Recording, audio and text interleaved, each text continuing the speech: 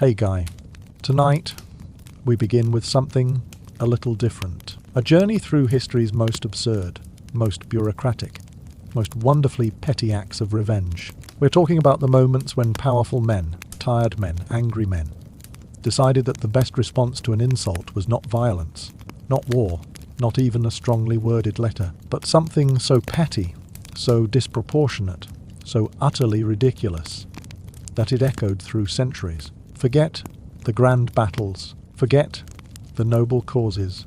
Tonight we're diving into historical grudges, the kind where a pirate outbids a governor, where an emperor abolishes Congress out of spite, where nations almost go to war over a dog. So before you get comfortable, take a moment to like the video and subscribe. But only if you genuinely enjoy what I do here. And let me know in the comments where you are tuning in from and what time it is for you. It is always fascinating to see who is joining us from around the world. Now, dim the lights. Maybe turn on a fan for that soft background hum. Get into your most comfortable position, the one where you know you won't need to move for the next 2 hours, because once we start, you won't want to.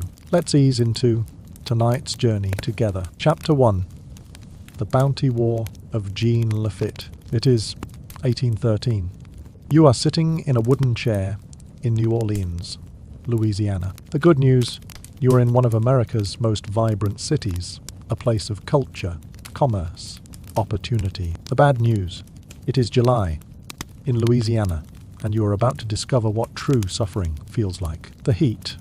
Oh, the heat. This isn't the dry heat of a desert, where at least you can pretend there is dignity in your suffering. This is Louisiana swamp heat, humid, oppressive, the kind that makes the air feel like a wet wool blanket someone wrapped around your face. It is 94 degrees, but it feels like 110 because the humidity is somewhere around 90%. The air is so thick with moisture, you are essentially breathing water, hot water, swamp water, water that smells like rotting vegetation and fish that died 3 days ago. You are wearing a linen shirt. Because it is 1813 and synthetic moisture, wicking fabrics, won't be invented for another 150 years. This linen shirt, it was white this morning, crisp, clean, presentable. Now it is a different colour entirely, a sort of greyish yellow, the colour of old newspaper, or regret. It clings to your back, your chest, your arms, everywhere. The sweat has soaked through completely, so thoroughly that the fabric has become a second skin, a wet, clingy, disgusting second skin that smells like a gymnasium locker that has been closed for a month. You try to peel it away from your body, just for a moment of relief. A single moment where air might touch your actual skin, but it doesn't work. The shirt just sticks back, immediately. Like it is being glued there with your own bodily fluids, which, technically, it has. The mosquitoes. Let's talk about the mosquitoes. Because they're not just present, they're not just annoying. They are the dominant life form in this environment. You are the guest here, the intruder. They are the rightful owners of this humid nightmare. There is one buzzing near your left ear, that high-pitched whine, that specific frequency designed by nature to cause maximum psychological distress. E. It circles, lands on your neck. You feel the bite, that tiny pinprick, then the itch starts. You slap at it, too late. It is already gone, already full of your blood, already off to tell its friends about the buffet. You have 17 mosquito bites, you counted, on your left arm alone. Your right arm has more. You stopped counting. They itch, all of them, constantly, a chorus of itching, and you can't scratch them, because scratching makes it worse. Everyone knows this, but you scratch anyway, because the temporary relief is worth the long-term consequences. You are sitting in a tavern, the Iron Rail Tavern, on Bourbon Street. This is not a nice establishment. There are no nice establishments in New Orleans in 1813. This is a wooden structure, one story, with a roof that leaks when it rains, which is often because this is Louisiana. The floor is something special. It is made of wooden planks, wide planks, that were once probably a pleasant brown colour. Now, they're black. Not painted, black. Black from decades, maybe a century of accumulated filth. Spilled beer, spilled rum, spilled whiskey, spilled wine, spilled blood, probably. Tobacco juice, mud, tracked in from the street.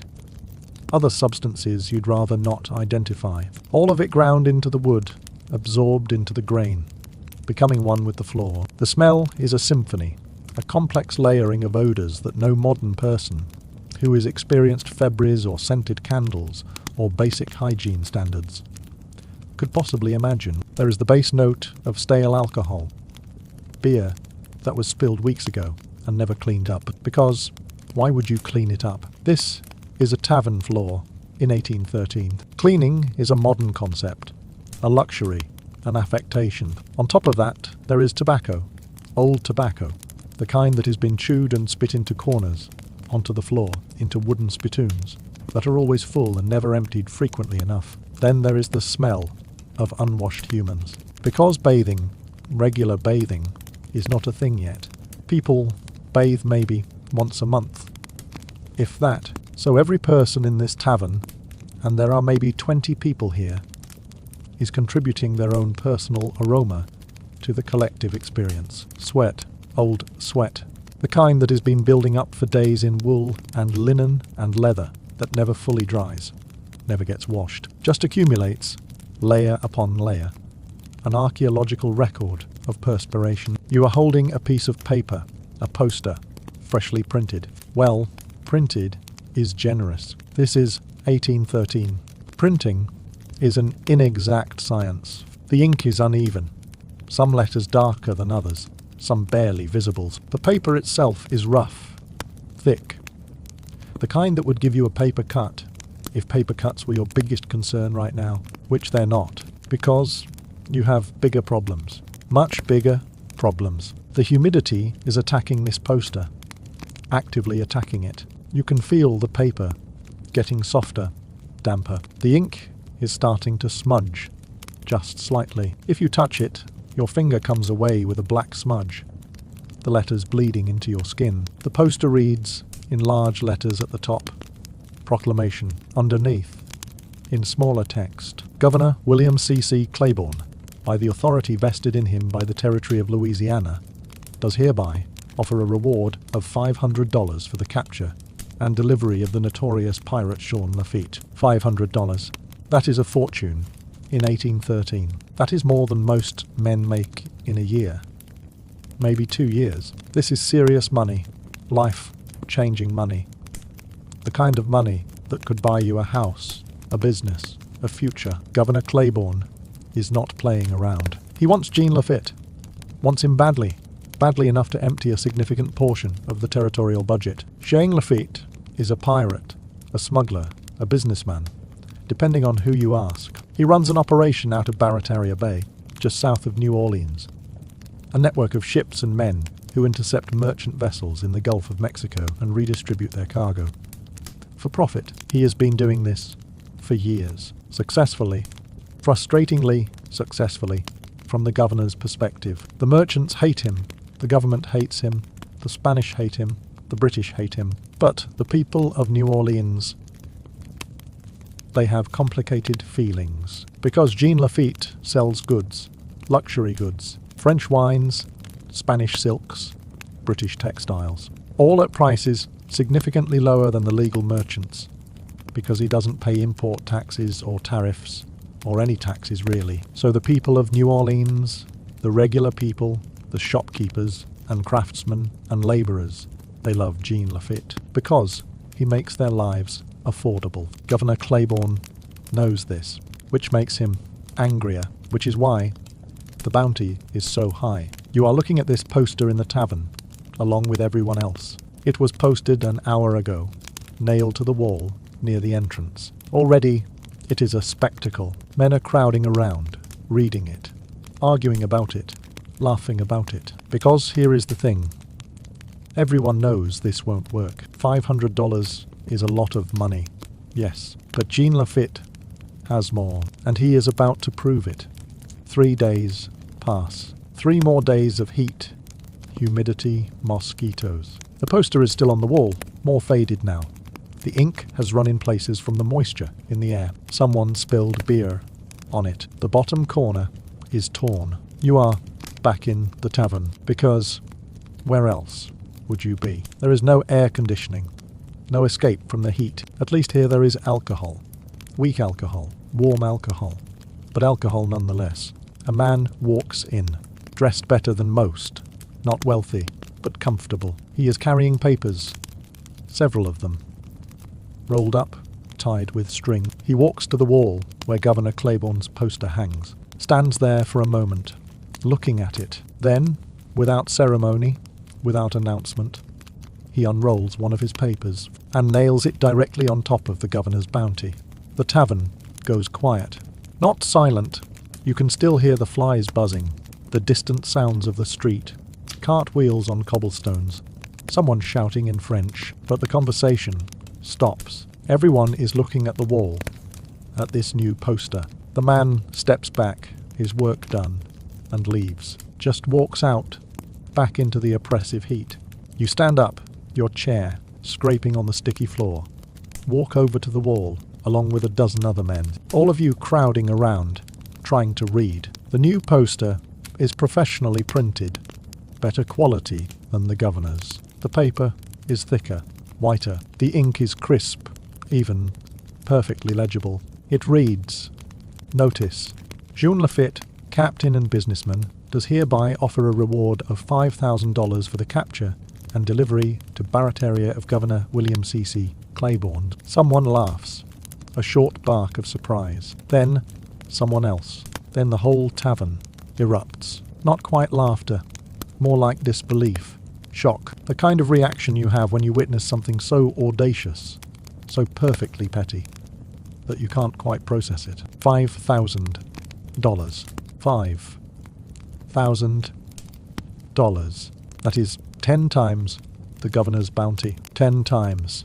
Jean Lafitte, a wanted criminal with a price on his head, has just responded by putting a bigger price on the head of the man who wants him captured. It is beautiful in its simplicity. It is elegant. It is absurd.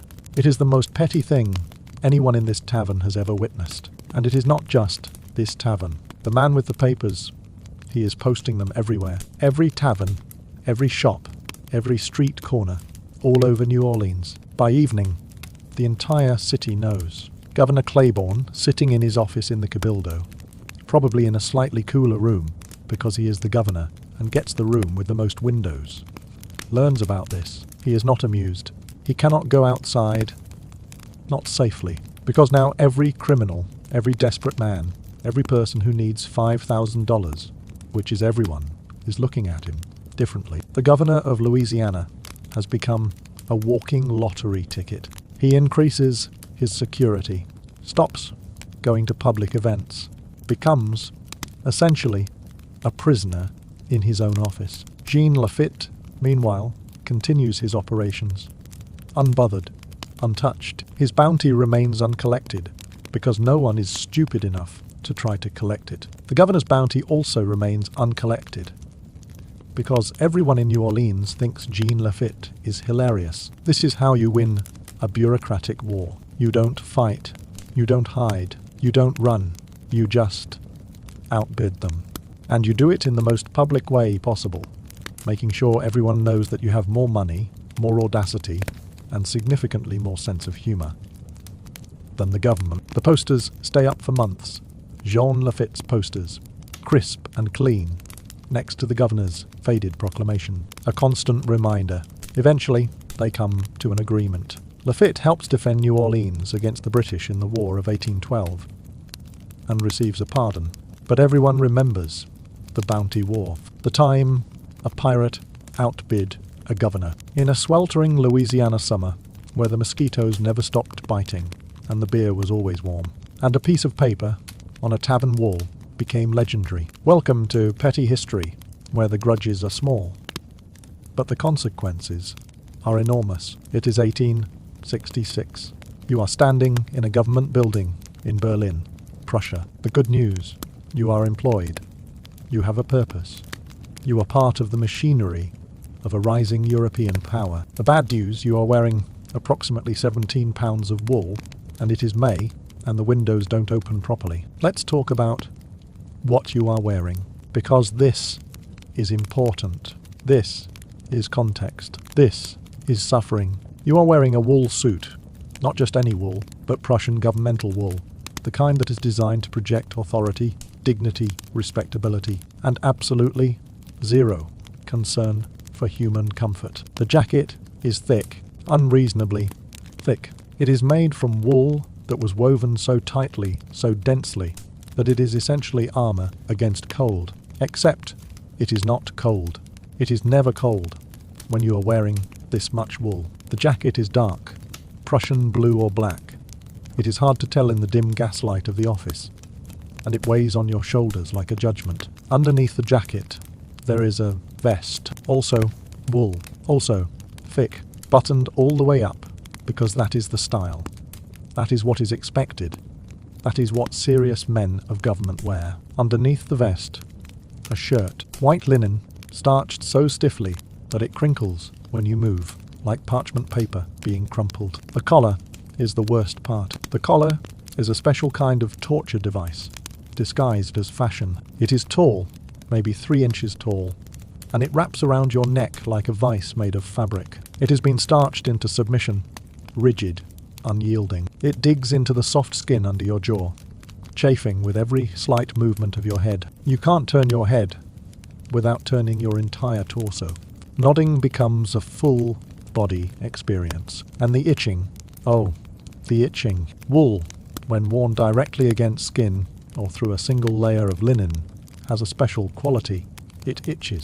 Not immediately, not at first, but give it 20 minutes, half an hour, and the microscopic fibers start their work. They poke through the linen, find your skin, and begin a campaign of low-level irritation that will not stop, will not pause, will not grant you even a moment of relief. Your neck itches where the collar rubs. Your shoulders itch where the jacket sits. Your back itches where sweat is starting to accumulate between the layers.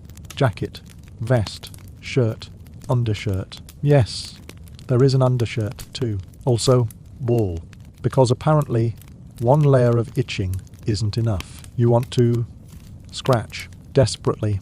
You want to reach under your collar, dig your fingernails into the inflamed skin, scratch until the itching stops, or you bleed, whichever comes first. But you can't, because you are in a government office in 1866 Prussia, and scratching yourself like a flea-ridden dog would be undignified. So you suffer.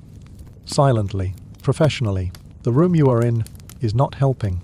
It is a stone building, thick walls, high ceilings, designed to stay cool in summer and retain heat in winter. It is May, so theoretically, this should be comfortable. It is not. The windows are tall, narrow, and sealed with layers of paint and neglect. They don't open. Well, they might open, technically if you applied enough force. But no one has tried in years, so the air in this room is stale, thick, used. It smells like old paper, ink, leather from the bound ledgers on the shelves, dust from the corners that haven't been properly cleaned since the building was constructed, and men, too many men, wearing too much wool, sweating quietly into their governmental uniforms. You are waiting. That is what you do here. Mostly. Wait. Wait. Government work in 1866 is not thrilling, not fast-paced, not exciting. It is waiting. Waiting for meetings, waiting for approvals, waiting for documents to be copied by hand, because photocopiers won't exist for another century. Waiting for someone more important than you to make a decision. You are a low-level bureaucrat, not important enough to have your own office, not unimportant enough to be dismissed. You exist in the middle, the vast beige middle of governmental administration. Your job is to process paperwork, forms, requests, petitions, reports, endless documents that flow through this building like a river of tedium. You read them, you stamp them, you file them, you forward them to someone else who will read them, stamp them, file them, forward them again. It is a cycle, an eternal mind numbing cycle. But today is different. Today, something is happening. Otto von Bismarck is in the building. Not in this room. You are far too unimportant to share a room with Bismarck. But he is here, somewhere in this labyrinth of stone corridors and wooden doors. And everyone knows it. You can feel it in the air. The tension, the heightened awareness. Men walking a little faster, talking a little quieter, straightening there already. Straight collars. Otto von Bismarck is the Minister-President of Prussia. He is, by most accounts, the most important man in Germany, and possibly one of the most important men in Europe. He is brilliant, ruthless, calculating, and, according to rumour, built like a small bear. He is a large man, not just tall, but broad, thick, solid. The kind of man who looks like he was carved from a single block of oak and then stuffed into a wool suit, which, coincidentally, he is. Bismarck wears the same governmental uniform as everyone else. Jacket, vest, starched collar, the full suffocating ensemble. But on him, it looks different. On him, the layers don't look like fashion or formality. They look like armor, which, as it turns out, is relevant, because today, someone is going to try to kill him. You don't know this yet. No one knows this yet, except the person planning it. But it is about to happen, and it is going to be anticlimactic. Bismarck is walking through the building, down a corridor. Actually, the one that connects the ministerial offices to the main administrative wing. It is a long corridor, stone-floored, lined with portraits of dead Prussian officials, who all look vaguely constipated. He is alone, which is unusual, but not unheard of. Bismarck doesn't like entourages, doesn't like crowds. He prefers to move through the building like a force of nature, solitary, efficient, intimidating. At the far end of the corridor, there is a young man, 22 years old, a student, idealistic, angry. His name is Ferdinand Cohen, blind. He has been waiting. ALB, planning. He has a gun, a pistol, small enough to conceal under a coat, large enough to kill a man. He believes Bismarck is a tyrant, a warmonger, an obstacle to German unity and liberal progress. He believes with the certainty that only a 22-year-old can muster, that killing Bismarck will change everything, will spark a revolution, inspire the people, usher in a new era of freedom and democracy. He is wrong, of course, but he doesn't know that yet. Bismarck approaches. Not quickly. Bismarck doesn't rush, doesn't hurry. He walks with the deliberate pace of a man who knows he owns every room he enters. His boots click on the stone floor.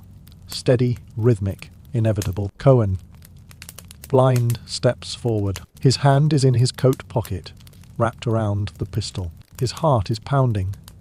He can feel it in his chest, his throat, his ears. This is it. This is the moment. History will remember this. He pulls out the gun, points it at Bismarck, fires. The sound is not particularly loud. Not like in movies. Not like the dramatic crack of thunder. It is more like a pop. A small, unimpressive pop that echoes briefly in the stone corridor and then fades. Bismarck doesn't fall, doesn't stumble, doesn't even really react. He stops walking, looks down at himself, as if checking to see if he has been inconvenienced. Cohen, blind, fires again. Pop. And again. Pop. EPSRIC. And again. Pop. And again. Pop. 5 shots. Total. At a distance of maybe 10 feet. You cannot miss at 10 feet. It is essentially point blank. But somehow, impossibly, ridiculously, Otto von Bismarck is fine. 2 of the bullets missed entirely. Cohen, blind's hands were shaking. His aim was terrible. 1 bullet grazed Bismarck's side. Barely broke the skin. Left a red line like a paper cut. 1 bullet hit a rib, but at an angle. It deflected. Bounced off. Fell to the floor with a tiny metallic tink. The 5th bullet embedded itself in the layers of wool, jacket, vest, shirt, and stopped. Just stopped. Stuck in the fabric. Like a bee in honey. Bismarck looks at Cohen, blind, not with fear, not with shock, with what can only be described as mild annoyance. The kind of look you'd give someone who interrupted you during an important task, or spilled coffee on your paperwork. Cohen, blind, is frozen, staring, his empty pistol still pointed at the large, unharmed, increasingly irritated Prussian bear in front of him. Bismarck takes a step forward. Cohen, blind, takes a step back. Bismarck takes another step. This is not going the way Cohen, blind, planned. In his imagination, in the version of this moment he rehearsed in his head, Bismarck fell, dramatically, tragically. Crowds gathered, mourned, then rose up in revolutionary fervour. In reality, Bismarck is walking toward him, and looks like he is about to do something very unpleasant. Cohen, blind, turns to run, doesn't make it. Bismarck grabs him, not gently, not carefully, grabs him by the collar, the shoulders, whatever he can reach with his large, irritated hands, and then, methodically, almost bureaucratically, beats him, not frantically, not wildly. Bismarck is not a street brawler, not a thug. He is a government official, a man of order and process. So he beats Cohen, blind, the way you might file an incorrect document, with precision, efficiency, and a certain grim satisfaction. He punches him in the face, once, twice, shoves him against the stone wall with enough force that Cohen, blind's head bounces off it with a dull thud, pins him there with one hand, while using the other to deliver a series of what can only be described as administrative blows. Cohen, blind, tries to fight back, fails completely. He is 22, thin, more accustomed to libraries than physical confrontation. Bismarck is 49, built like furniture, and apparently bulletproof. It is not a fair fight. It is not really a fight at all. It is more like a performance review, a very physical, very one-sided performance review.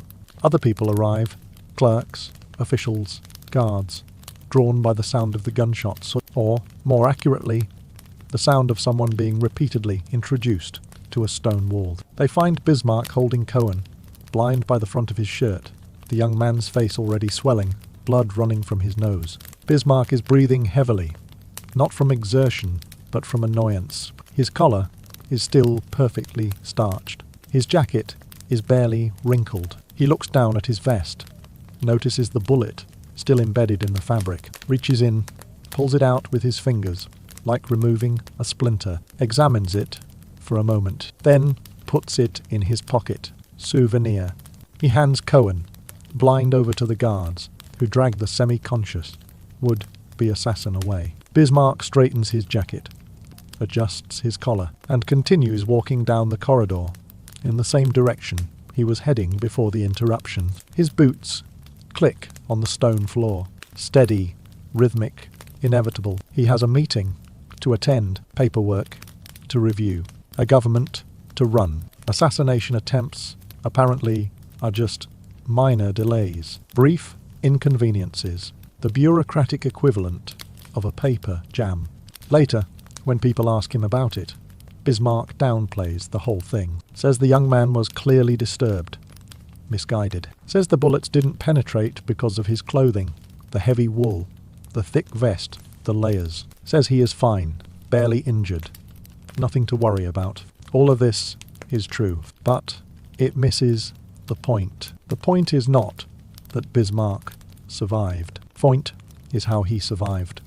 By being, essentially, too annoyed to die, too wrapped in wool to be bothered, too Prussian to acknowledge that getting shot 5 times might be a reason to stop, sit down, seek medical attention. He just kept going, filed the incident under completed, like a tedious but necessary form, and moved on to the next item on his agenda. Cohen, blind, by the way, does not fare well. He is arrested, obviously, tried, convicted. He dies in prison a few days later. Officially suicide, though the details are unclear and no one really investigates too thoroughly. Bismarck doesn't attend the trial, doesn't make a statement, doesn't even really talk about it. Again, he is busy. There is a war to plan. The Austro-Prussian War. which will start in a few weeks. There are treaties to negotiate, alliances to forge, enemies to outmaneuver. Assassination attempts are just background noise. The wool suit, though. The wool suit becomes legendary. People talk about it. The layers that stopped a bullet. The vest that saved the minister-president's life. Tailors start advertising. Bismarck grade wool. Thick, dense, protective. Wool that can stop a revolution. Or at least a poorly aimed pistol. Men start wearing more layers. Not for warmth, not for fashion, for safety. Just in case. You, standing in your government office, hear about all this later. Second hand, third hand. The story grows with each retelling. By the time it reaches you, Bismarck fought off 10 assassins, caught all the bullets with his bare hands, then filed them alphabetically. The truth is both less dramatic and somehow more impressive. The truth is that a man got shot 5 times at point blank range, and his main response was irritation. Not fear, not shock, just the profound, bureaucratic annoyance of an interrupted afternoon. And then he beat up his attacker and went back to work. Because that is how you respond to assassination attempts when you are Otto von Bismarck. Not with drama, not with speeches, with paperwork and layers. So many layers. You look down at your own wool suit, the itchy, suffocating, unreasonably heavy layers, and you think, maybe it is not so bad after all. Maybe it is armour. Uncomfortable, annoying, bureaucratic armour, but armour nonetheless. You still itch, though, everywhere. The wool does not care that it saved Bismarck's life. It itches anyway. Welcome to 1866 Prussia, where assassination attempts are filed under administrative inconvenience, and fashion is, apparently, bulletproof. It is 1777. You are sitting at a wooden desk in Tangier, Morocco. The good news: you have a job, a purpose, a role in international diplomacy during one of history's most pivotal moments. The bad news: you've been copying the same treaty document for 6 hours. Your hand is cramping so badly you can barely hold the quill, and there are still 14 more copies to go. Let's talk about what you are doing, because this is important. This is how treaties work in 1777. There are no photocopiers, no printers, no scanning machines that can duplicate a document in seconds. There is you. You and a quill pen and ink and parchment and time. So much time. The quill is made from a goose feather, specifically a flight feather from the left wing, because those curve in a way that is supposedly more comfortable for right-handed writers. You are not sure this is true. Nothing about this is comfortable. The shaft of the feather has been cut, shaped, the tip carved into a nib with a small knife. It is an art form, making a proper quill. You are not an artist. Your quill is adequate, functional, but it is not perfect. The nib is slightly uneven, which means the ink doesn't flow consistently. Sometimes too much ink comes out, creating a blob on the parchment that you have to carefully blot before it spreads, and ruins an entire line of careful Arabic script. Sometimes too little ink comes out, and the letters are faint, barely visible. You have to go back over them, trace them again. Hope the second layer doesn't make them look obviously darker than the rest. You have to dip the quill in the inkwell every 3 words, maybe 4, if you are lucky, and the ink is fresh, and the humidity is right, but usually 3. Write 3 words. Stop. Dip. Wipe the excess ink on the edge of the inkwell. Not too much, or you'll waste it. Not too little, or it'll drip on the parchment. Write 3 more words. Stop. Dip. Wipe. Write. Over and over and over. For 6 hours. The ink is iron gall ink, made from crushed oak galls, iron sulfate, gum arabic, and water. It is the standard ink of the 18th century, used for everything important: legal documents, treaties, correspondence. It is permanent, archival. It'll last for centuries. It also smells terrible, like metal and vinegar and something vaguely organic that you'd rather not identify. The smell gets into your nose, your throat. After 6 hours, you can taste it. Metallic, acidic, slightly bitter. You've tried breathing through your mouth, but that just makes it worse. Now you are tasting it directly instead of just smelling it. Your hand. Oh, your hand. Your right hand, specifically, the one holding the quill. It is cramping, not the sharp, sudden cramp of a muscle seizing, but the slow, deep ache of muscles that have been held in the same position for too long, doing the same repetitive motion over and over. Your thumb hurts where it presses against the quill shaft. Your index finger hurts where it curves over the top. Your wrist hurts from the angle. You have to hold it just so elevated slightly to keep the nib at the correct angle to the parchment. If the angle is wrong, the ink doesn't flow right, or the nib catches on the paper and sprays tiny droplets of ink everywhere. So you hold your wrist at this unnatural angle, and it aches. The ache has spread up your forearm now into your elbow. A dull, persistent throb that pulses in time with your heartbeat. You try to switch hands occasionally. Give your right hand a break, but you can't write in Arabic with your left hand. You can barely write in Arabic with your right hand, and you've been doing this for years. So you suffer. You flex your fingers between dips, trying to work out the stiffness. But it doesn't help. It never helps. The desk you are sitting at is not ergonomic. Ergonomics won't be invented for another 200 years. This is just a wooden desk, flat surface, 4 legs.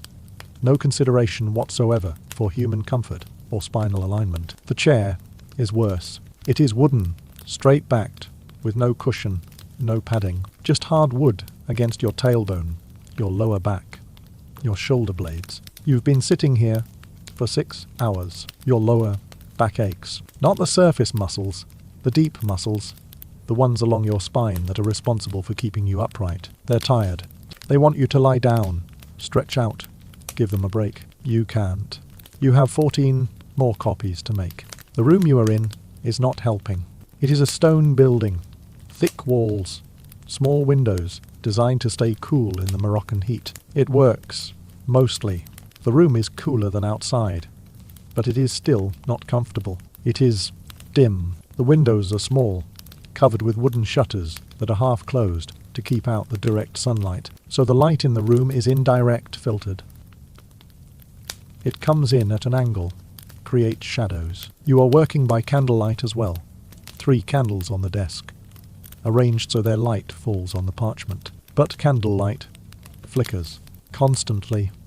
You are reading Arabic text, right to left, flowing script with dots and diacritical marks that distinguish between letters. In flickering candlelight, you have to squint, lean forward, bring your face close to the parchment to make sure you are copying the letters correctly. Your eyes hurt. They're dry, strained. You've been staring at text for 6 hours, barely blinking. The back of your eyeballs aches. That deep tiredness that comes from sustained focus. You want to close your eyes, rest them, but you have 14 more copies to make. The document you are copying is a treaty. Specifically, it is a diplomatic letter from Sultan Muhammad III of Morocco to the Continental Congress of the United States of America. It is making history. Literally, actually making history. Because Morocco is about to become the first nation in the world to officially recognize the United States as an independent country. Not out of idealism. Not out of solidarity with revolutionary principles or democratic values, but because of a loophole. A beautiful, petty, perfectly bureaucratic loophole. Here is how it works. Morocco is a maritime power, or was, or aspires to be, depending on who you ask. They have ships, corsairs, pirates. The terms are interchangeable and depend mostly on perspective. These ships operate in the Mediterranean, the Atlantic coast, the Strait of Gibraltar. They intercept merchant vessels, seize cargo, demand ransoms. It is piracy, technically, but it is also business. State-sponsored business. The problem is treaties. Morocco has treaties with various European powers. Agreements that say, essentially, We won't attack your ships if you pay us protection money and respect our territorial waters. One of these treaties is with Great Britain, signed decades ago, renewed periodically. It says Morocco will not attack British merchant vessels. Simple, clear, legally binding. But then, the American Revolution happened. 13 British colonies declare independence, start calling themselves the United States of America. Britain says no, you are still British, still colonies, still ours. The colonies disagree. War ensues. Meanwhile, in Morocco, there is a problem. American merchant ships, or rather, ships owned by American colonists who claim they're no longer British, are sailing through Moroccan waters. Under the treaty with Britain, these ships are protected. Morocco can't touch them. But if America is a separate country, if it is not Britain, then the treaty doesn't apply. Sultan Muhammad III sees the opportunity immediately. It is not about politics, not about supporting independence or freedom or any high-minded ideals. It is about piracy, legal piracy. If America is a separate country, then American ships are fair game. No treaty, no protection, no diplomatic consequences, just profit. So the Sultan makes a decision. Morocco will recognize American independence, officially, publicly, immediately, not because Morocco supports the revolution, but because recognition means they can legally rob American ships. It is brilliant. It is petty. It is perfectly, beautifully bureaucratic. And you are copying the document that makes it official. 20 copies, total. One for the Sultan's archives, one for the Moroccan Foreign Ministry, one to be sent to the Continental Congress, one for the American diplomats when they eventually arrive, and 16 more for various other officials, embassies, merchant guilds, because in 1777, information doesn't travel digitally. It travels on paper, on ships, in the hands of messengers who might get lost or robbed or decide to just throw the documents overboard because they're tired of carrying them. So you make multiple copies. Insurance, redundancy. You are on copy number 7. Your hand is barely functioning. You've developed a rhythm. Dip, wipe, right, right, right, dip, wipe, right, right, right. It is meditative, in a way. Or maybe you are just too tired to think anymore. The words blur together. You are not really reading them now, just copying, matching shapes, curves, dots. Your brain has shut down the comprehension part, is just running on autopilot. Muscle, memory, and stubbornness. There is a fly in the room. Just one, but it is enough. It has been circling for the past 20 minutes, buzzing around your head, landing on the desk, on the parchment, on your hand. You try to wave it away. It leaves, comes back 30 seconds later, lands on the wet ink of a letter you just wrote. You watch in horror as it walks across the fresh script, leaving tiny footprints, perfect little fly tracks, through the carefully formed Arabic characters. You want to scream. You don't, because you are a professional, a government scribe, a servant of the Sultan, and screaming at flies is undignified. You carefully scrape off the ink with a knife, a delicate operation, removing just the damaged layer without tearing the parchment underneath. It takes 5 minutes. Then you rewrite the letters. Dip, wipe, write. The fly lands on your forehead. You let it. You are too tired to care. Outside, somewhere in the city, the call to prayer echoes from a minaret. It is the 4th prayer of the day. Isar, the afternoon prayer. You started this work after Fajr, the dawn prayer. You've been copying for. You are not sure anymore. Time has become meaningless. There is only the quill, the ink, the parchment, and 14 more copies to go. Actually, 13. Now, you finished copy number 7, while the fly was having its existential crisis on your face. Progress.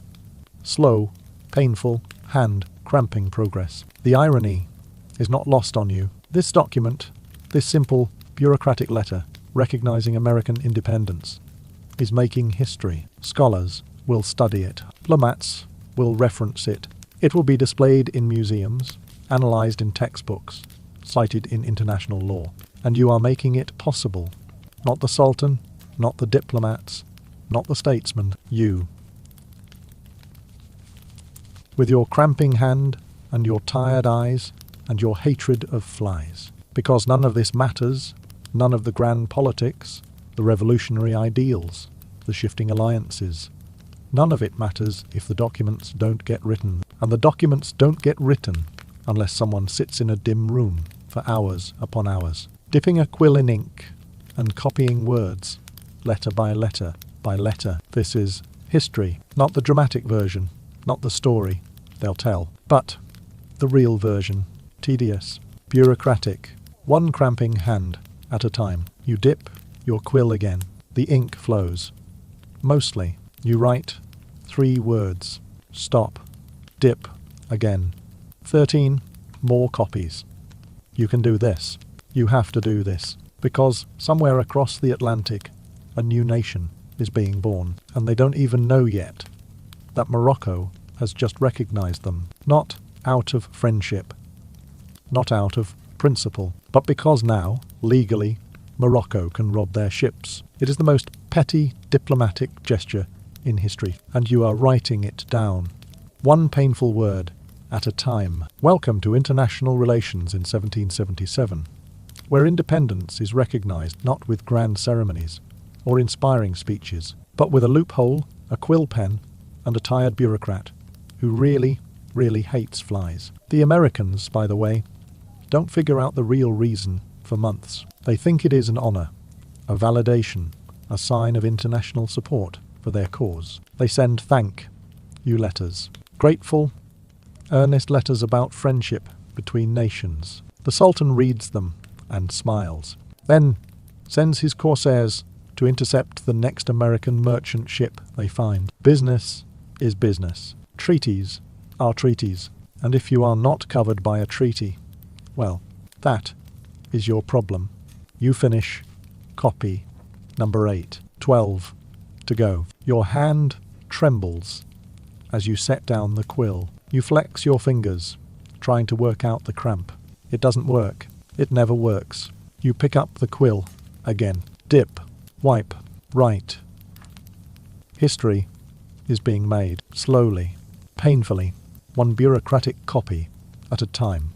It is 1932. You are standing in the Western Australian outback. The good news, you survived World War I, made it home, got assigned farmland as part of the soldier settlement scheme. The bad news, it is November, it is 104 degrees, and you are about to go to war with birds. Let's talk about the heat, because this is not normal heat. This is not the kind of heat where you go inside, turn on the air conditioning, pour yourself a cold drink, and wait it out. Air conditioning exists in 1932, technically, but not here. Not in rural, Western Australia. Not on your failed wheat farm in the middle of nowhere. Here, there is just heat.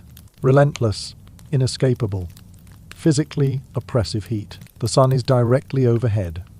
Harsh, white, blinding. You can't look at the sky without squinting so hard your face hurts. You can't look at the ground either, because the dried earth reflects the light back up.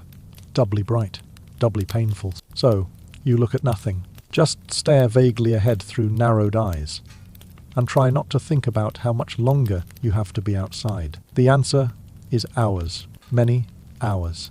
The temperature is 104 degrees Fahrenheit, but that is the temperature in the shade, measured properly, with a thermometer. Out here, standing in the direct sun, it feels like 120, maybe 130. The air itself feels hot, not just warm, but actively hot, like opening an oven door and having the heat blast you in the face. Except the oven is everywhere. You can't close the door. You are wearing what passes for farm work clothes in 1932 Australia. A long-sleeved cotton shirt. Yes, long sleeves, because short sleeves mean sunburn, and sunburn out here means your skin blisters and peels off in sheets. The shirt was probably light, coloured once, cream or pale blue. Now it is the colour of dirt. Brown, grey, a sort of general filth that no amount of washing seems to remove. Not that you wash it much. Water is precious, rationed. You are not wasting it on laundry. The shirt clings to your back, your chest, your arms. Sweat has soaked through completely. You are not perspiring delicately, not glowing. You are sweating profusely, constantly, waterfalls of sweat running down your spine, pooling in the small of your back, dripping from your armpits. The shirt is so wet, it is translucent in places. You can see your skin through it. Trousers, thick cotton, or maybe light canvas, held up with a belt that is too loose because you've lost weight. The wheat crop failed. Again, you are not eating enough. Haven't been for months. Your belt has to be tightened 2 more notches than when you first got here. The trousers are also filthy, also sweat, soaked at the waistband and crotch. Walking in wet trousers is a special kind of torture. The fabric chafes with every step, inner thighs, backs of knees, everywhere the wet cotton rubs against skin. You are developing a rash. You've had this rash for weeks. It is not going away. On your head, a wide-brimmed hat. Felt or straw, doesn't matter. It has been baked by the sun so many times. It is gone stiff and misshapen. It provides shade for your face, your neck. Approximately 6 inches of blessed shadow. It is not enough. It is never enough. But without it, you'd have heat stroke within an hour. So you wear the hat, and you are grateful for it, even though it makes your head sweat even more. Even though it is so sweat, stained and salt, crusted that it is gone from whatever colour it used to be to a uniform greyish white. Your boots are falling apart. Leather, cracked from the heat and dryness, the soles separating from the uppers. They're full of dust, red dust, that gets everywhere, into everything. Your socks are more dust than fabric at this point. You can feel it between your toes. Gritty, irritating. Every step a small reminder that your feet hurt. Your boots are dying, and you can't afford new ones. The landscape around you is bleak. That is the word. Bleak, flat, endless, brown. Wheat fields that were supposed to be golden and productive and profitable. They're brown, dead. The wheat grew, sort of, struggled up through the hard soil, produced thin, sparse stalks. Then the drought hit. Not enough rain, too much heat. The wheat withered, turned brown, died. You harvested what you could. It wasn't enough. Not enough to pay back the loan for the land. Not enough to buy seed for next season. Not enough to feed yourself and your family. Not enough.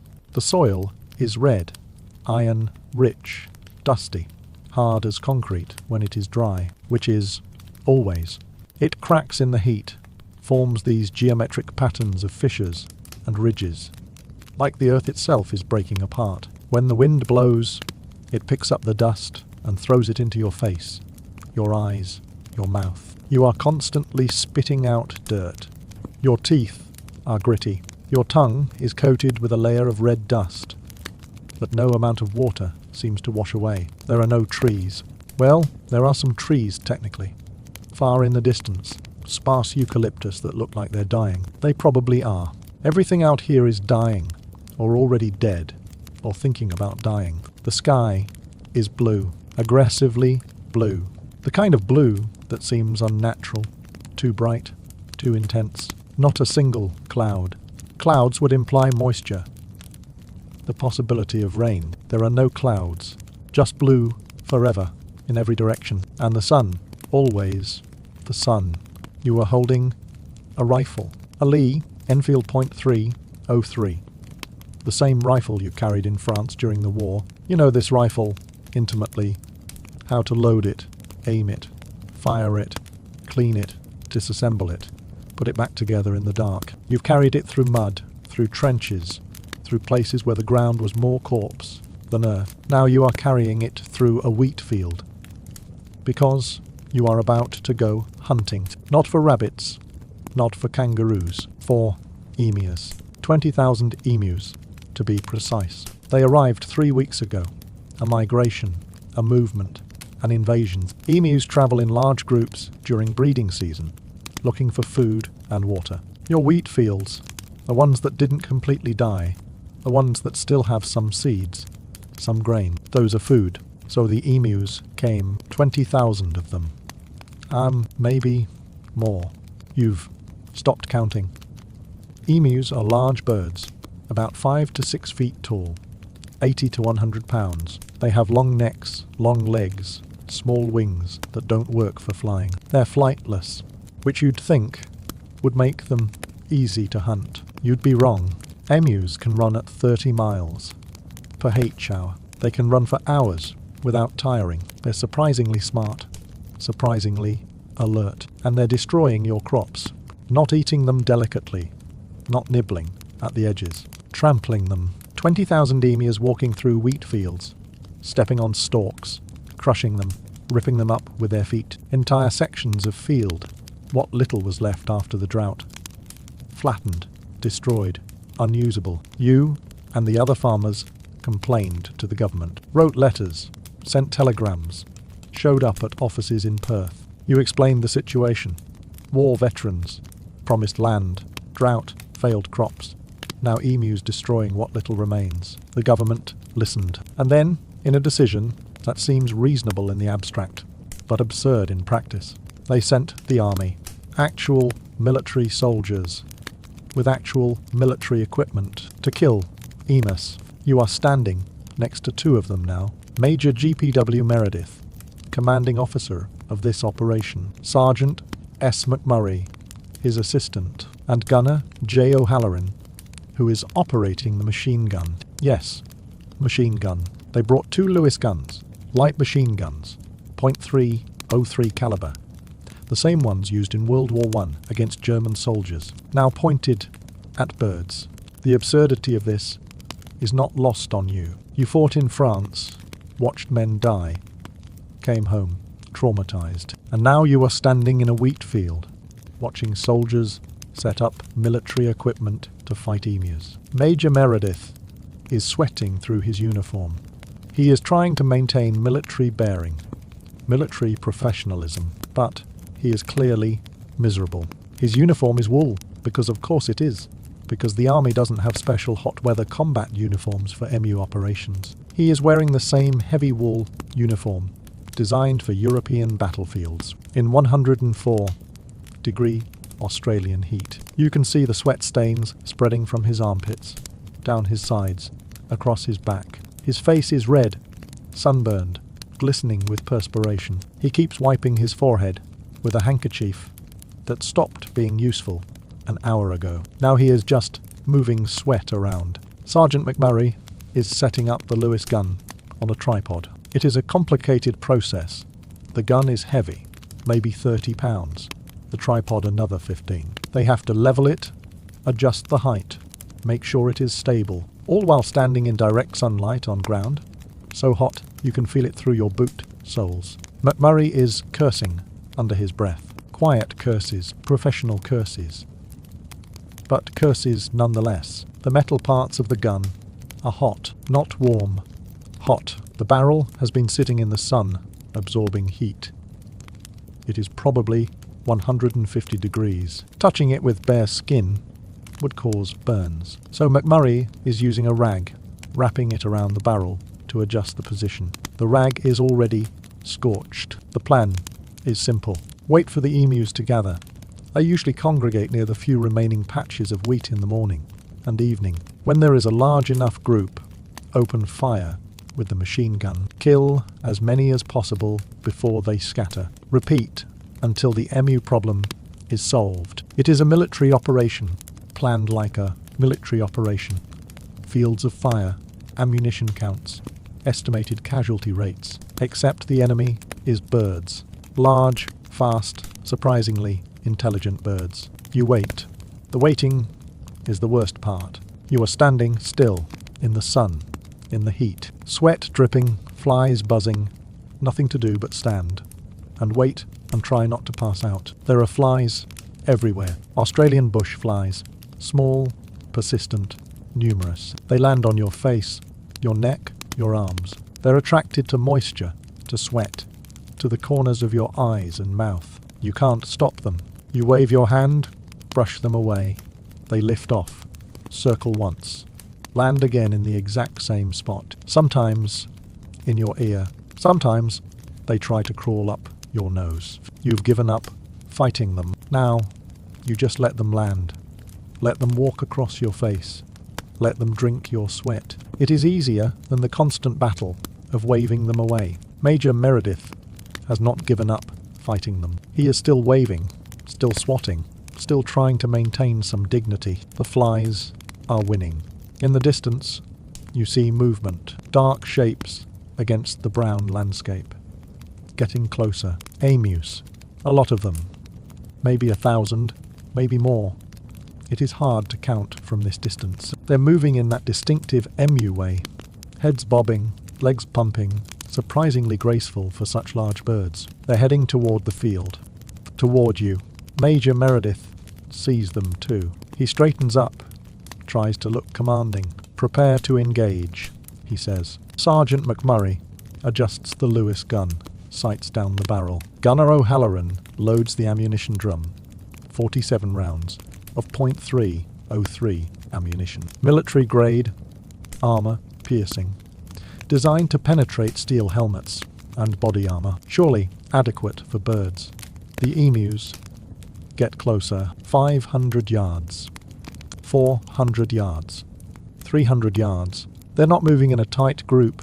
They're spread out, scattered across. Maybe 200 yards of front. Not ideal for machine gun fire, but acceptable. 200 yards. Major Meredith raises his hand. Fire. The Lewis gun opens up. The sound is shocking in the quiet landscape. A rapid hammering, metallic and harsh. Rat, tat, tat, tat, tat. The barrel spits fire. Brass casings eject and fly through the air, landing on the hot ground with little plinks. The emus scatter immediately, instantly. Before the first bullets even reach them, they've already reacted to the sound, turned, split into multiple groups, started running in different directions. Some toward you, some away, some perpendicular. There is no pattern, no predictability. They're not running in straight lines. They're zigzagging, weaving, somehow managing to be in different positions than where you'd expect them to be. The bullets kick up dirt where emus were a second ago, where they should still be. Where they're not. O'Halloran adjusts his aim, sweeps the gun left. More bullets, more dirt fountains. An emu goes down. Hit, wounded, thrashing. 1 out of maybe 1,000. The ammunition drum runs empty. 47 rounds fired. 1 emu killed. Maybe a few others wounded. It is hard to tell. They're running away too fast. The silence after the gunfire is strange. Your ears are ringing, but underneath that, you can hear the emus. They're making sounds. Low, booming calls, like drums. They're not panicking, not screeching. They're communicating, warning each other, coordinating. Major Meredith lowers his binoculars. His face is redder than before, not just from the heat. Reload, he says. They reload. The emus are gone, scattered into the bush, spread out across miles of territory. You wait for them to regroup, to come back. They don't. They've learned. 1 encounter with the machine gun, 1 burst of fire, 1 dead emu, and they've adapted. Now, when the emus approach the fields, they don't come in large groups. They come in small clusters, 10 or 20 at a time, spread out. Impossible to target effectively with a machine gun. They're faster than you'd think possible. You try to approach on foot. Get within range. They see you from hundreds of yards away. Turn and run. By the time you are close enough to shoot, they're already gone. You try setting up ambushes, hiding the gun. They avoid those areas. Somehow, they know. Maybe they smell you. Maybe they see the gun. Maybe they're just suspicious of anything unusual. It doesn't matter. They avoid you. You try using vehicles, driving toward groups of emus in a truck, with the Lewis gun mounted in the back. The emus outrun the truck. On rough terrain, bouncing over ruts and rocks. The truck tops out at maybe 20 miles per h-hour. The emus run at 30. They don't even look stressed about it, just lope away almost casually, while you chase them in a truck that is overheating and threatening to break an axle. The truck breaks down.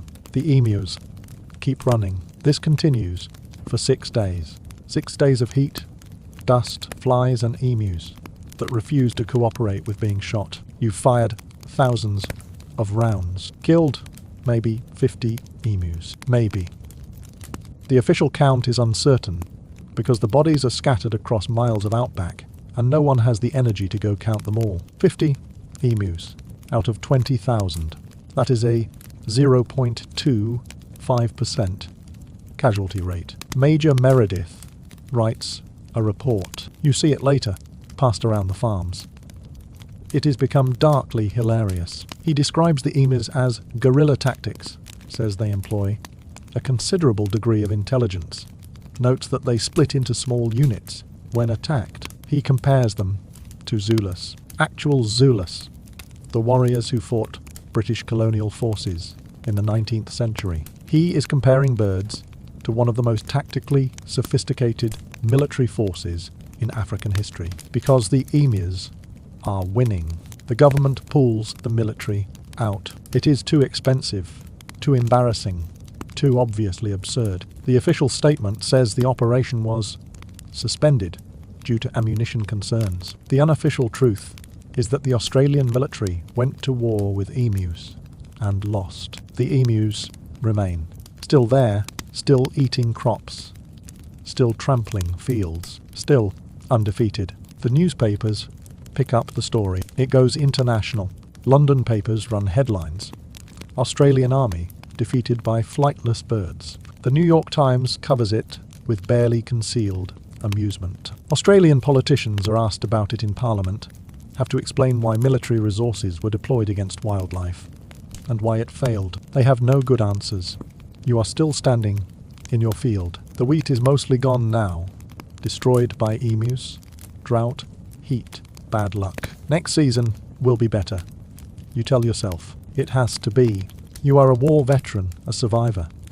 You made it through France, through Gallipoli, through things that should have killed you. Surely, you can outlast some birds. The emus are in the distance, watching, always watching. They've learned that humans with guns are dangerous, but not that dangerous. They've learned to scatter, to avoid groups, to run when they hear engines. They've adapted, they've survived, they've won. Welcome to the Emu War of 1932, where a nation sent soldiers, machine guns, and military leadership against 20,000 birds, and the birds won. Not through violence, not through combat, but through simple, frustrating, undeniable survival. You walk back toward your farmhouse.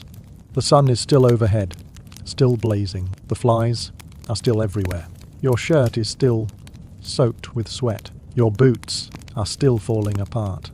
And somewhere in the distance, you can hear emus, booming their low calls, communicating with each other, probably discussing tactics, probably planning their next raid. You fought in World War I. You survived trenches, gas attacks, artillery bombardments, and now you've been defeated by birds. Large, fast, surprisingly intelligent birds. The absurdity would be funny if it weren't so hot, if you weren't so tired, if your crops weren't destroyed. But it is hot. You are tired. Your crops are destroyed, and the emus are still out there, undefeated. It is 1859. You are standing on a street corner in San Francisco, California. The good news, you are alive, mobile, not currently dying of cholera or dysentery or any of the other diseases that regularly sweep through this city. The bad news, it is January. The fog is so thick you can barely see 10 feet ahead, and you are wearing a military uniform that hasn't fit properly in years. Let's talk about the fog, because San Francisco fog is not like other fog. It is not a light mist, not a gentle haze that burns off by mid-morning. This is thick, cold, wet fog that rolls in from the Pacific Ocean and settles over the city like a damp blanket made of ice water. You can't see through it. You can barely breathe through it. The moisture hangs in the air so heavily that it is not quite rain, not quite mist. It is something in between. It coats everything. Your face is wet, not dripping, but damp, like someone lightly sprayed you with cold water and then forgot to give you a towel. Your hair is wet. Your beard, if you have one, and you probably do because it is 1859, and most men have beards, is wet, heavy, dripping slightly onto your collar. Your clothes are wet, not soaked through, not yet, but damp. The kind of damp that seeps in slowly, gradually, until you realize that everything you are wearing is cold and clammy against your skin. The cold. It is not freezing, not technically. The temperature is probably in the low 50s, maybe high 40s, but the dampness makes it feel colder. The moisture conducts heat away from your body, makes the cold penetrate deeper. Your fingers are numb, not frozen, just numb, stiff, hard to move. You try to flex them, work some warmth back in. It doesn't really help. The cold has settled into your joints, into your bones. You are wearing a military uniform, specifically a Union Army officer's uniform, or what used to be a Union Army officer's uniform. It is not clear where it came from, or who it originally belonged to, or how you acquired it. What is clear is that it doesn't fit. The jacket is too big, the shoulders hang off your frame, the sleeves extend past your wrists, the hem reaches almost to your knees. It was made for a larger man, a broader man. You are not that man. You are thin, somewhat gaunt. You haven't been eating regularly. Food costs money, and money is something you don't have much of anymore. The jacket hangs on you like you are a child playing dress, up in your father's clothes. The fabric is wool, heavy wool, dark blue, with brass buttons down the front. Some of the buttons are missing. The ones that remain are tarnished, green with oxidation, no longer shiny. The wool is faded in places, worn thin at the elbows and collar. This is not a new uniform. This is not even a well-maintained uniform. This is a uniform that has been through things, seen things, belonged to people who are no longer around to wear it. It smells, not terribly, not overwhelmingly, but it smells like old wool that has been rained on and dried too many times, never properly cleaned, like smoke, tobacco smoke, wood smoke, the accumulated scent of years spent near fires and cigars, like sweat, not fresh sweat, but old sweat, the kind that has been absorbed into fabric and never washed out. And now, in the fog, the moisture is reactivating all those old smells. They're becoming stronger, more noticeable. You've stopped noticing. Mostly, when you wear something every day, you stop smelling it. It just becomes part of you. Underneath the jacket you are wearing, well, you are not entirely sure. A shirt, probably, possibly a vest. It has been a while since you took inventory of your layers. You just put on whatever's available, whatever's least dirty, whatever will keep you warmest. On your head, a military cap, or what used to be a military cap. It is crushed, misshapen, the brim bent at odd angles. It sits on your head at a jaunty angle, not because you are trying to look rakish, but because that is the only angle at which it stays on. The sizing band inside has stretched out, or your head has gotten smaller. Either way, the hat is loose. You have to adjust it constantly. Push it back when it slides forward over your eyes. Your trousers are also too large. They're held up with a piece of rope.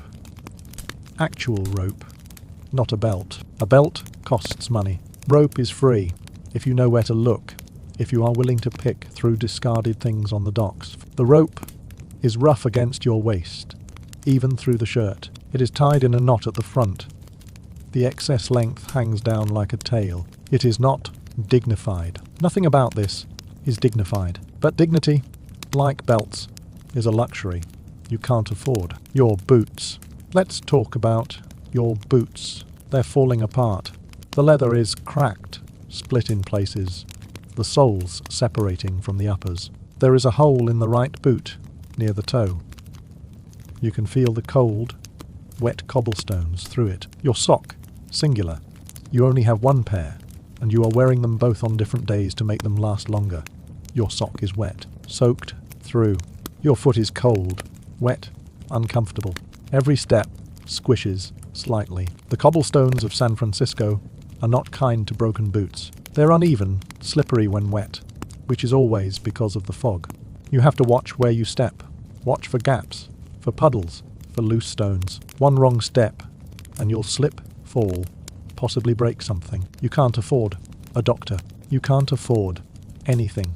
6 months ago, you were a businessman, a successful businessman. You owned a store, general goods, imports, sundries. You had capital, had investments, had a future. Then the market crashed. Not the whole market, just your part of it. The part that relied on shipments from China, on stable prices for rice and tea. The shipments stopped coming. The prices collapsed. Your investments evaporated. You lost everything. The store, the inventory, the building, all seized by creditors. You tried to fight it, tried to argue, tried to find some legal recourse. There was none. You were ruined. Completely. Totally. Financially ruined. You had a breakdown. Not a dramatic breakdown, not a public spectacle, but something inside you broke. The part that cares about respectability, about social standing, about fitting in, that part just stopped working. And in its place, something else emerged. Clarity, maybe. Or madness. The line between the two is surprisingly thin. You realized something. The system that ruined you, the banks, the creditors, the laws that allowed them to take everything, that system is broken, corrupt, fundamentally illegitimate. And if the system is illegitimate, then its rules don't apply. If the government that allowed this to happen is illegitimate, then it has no authority. And if it has no authority, then someone else should be in charge. Someone who actually cares about the people. Someone like you. So you made a decision. A simple decision. Really, you declared yourself emperor. Not metaphorically, not symbolically, actually. Legally, officially. You wrote a proclamation, carefully, in your best handwriting, on paper you bought with your last few coins. You took it to the offices of the San Francisco Bulletin newspaper, walked in, put it on the editor's desk, and walked out. The proclamation read, "At the peremptory request and desire of a large majority of the citizens of these United States, I, Joshua Norton, formerly of Algoa Bay, Cape of Good Hope, and now for the last 9 years and 10 months past of San Francisco, California, declare and proclaim myself Emperor of these United States. A. J. Almore. Signed, Norton, I, Emperor of the United States." You expected nothing to come of it. You expected the editor to throw it away, laugh about it with his colleagues, forget you existed. Instead, they published it. Actually, published it. On the front page. You are not sure why. Maybe they thought it was funny. Maybe they thought it was good copy, something to amuse their readers. Maybe they felt sorry for you. It doesn't matter. What matters is that they published it, and people read it. And some people believed it. Not everyone.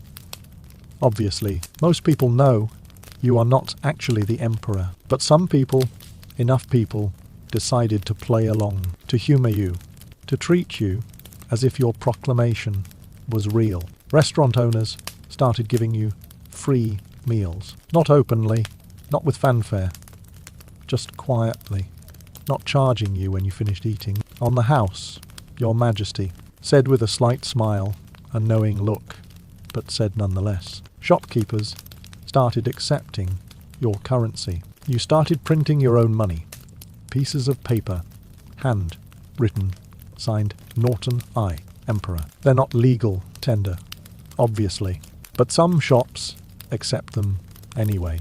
Trade them for goods, for services. Pin them on the wall as curiosities, as conversation pieces. The police started saluting you. You are not sure who gave the order, or if there was an order. But police officers, when they see you on the street, salute. Proper military salutes, hand to forehead, crisp and formal. You return the salute. Always. It is the correct protocol for an emperor. Theatre owners started reserving seats for you. Opening nights, performances, operas. There is a seat reserved. Emperor Norton. You attend regularly. You sit in your reserved seat, in your oversized military uniform, and watch the performances. Sometimes you applaud. Sometimes you issue decrees about the quality of the acting. The newspapers publish your decrees. You issue decrees regularly. Now, it is your job as emperor to govern, to guide, to make proclamations. Some of your decrees are practical. Emperor Norton, I decrees the construction of a suspension bridge to be built from Oakland to San Francisco. Some are political. Emperor Norton, I hereby abolishes the Congress of the United States. You were annoyed with Congress. They weren't listening to you, weren't implementing your suggestions, so you abolished them. The decree was published in multiple newspapers. Congress in Washington, D.C. continued to function, unaware, or perhaps aware, but unconcerned, that they'd been abolished by an unemployed man in San Francisco. Some of your decrees are whimsical. Any person using the word Frisco to refer to San Francisco shall be fined $25. You hate the term Frisco. It is undignified. San Francisco is a proper name, deserving of respect. Frisco is what outsiders call it, what people who don't live here call it. You are the emperor. You can decree these things. The newspapers love it. Every time you issue a decree, they publish it. Sometimes on the front page, sometimes in the local interest section. But they publish it.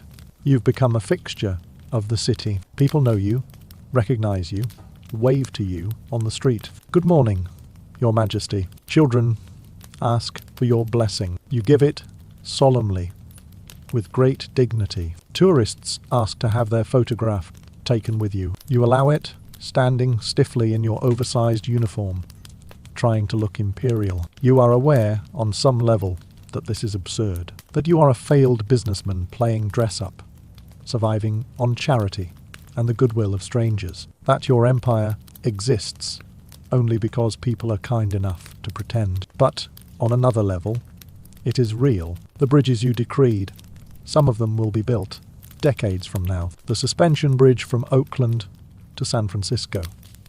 That will be real. They'll call it the Bay Bridge. They won't credit you, won't mention that emperor.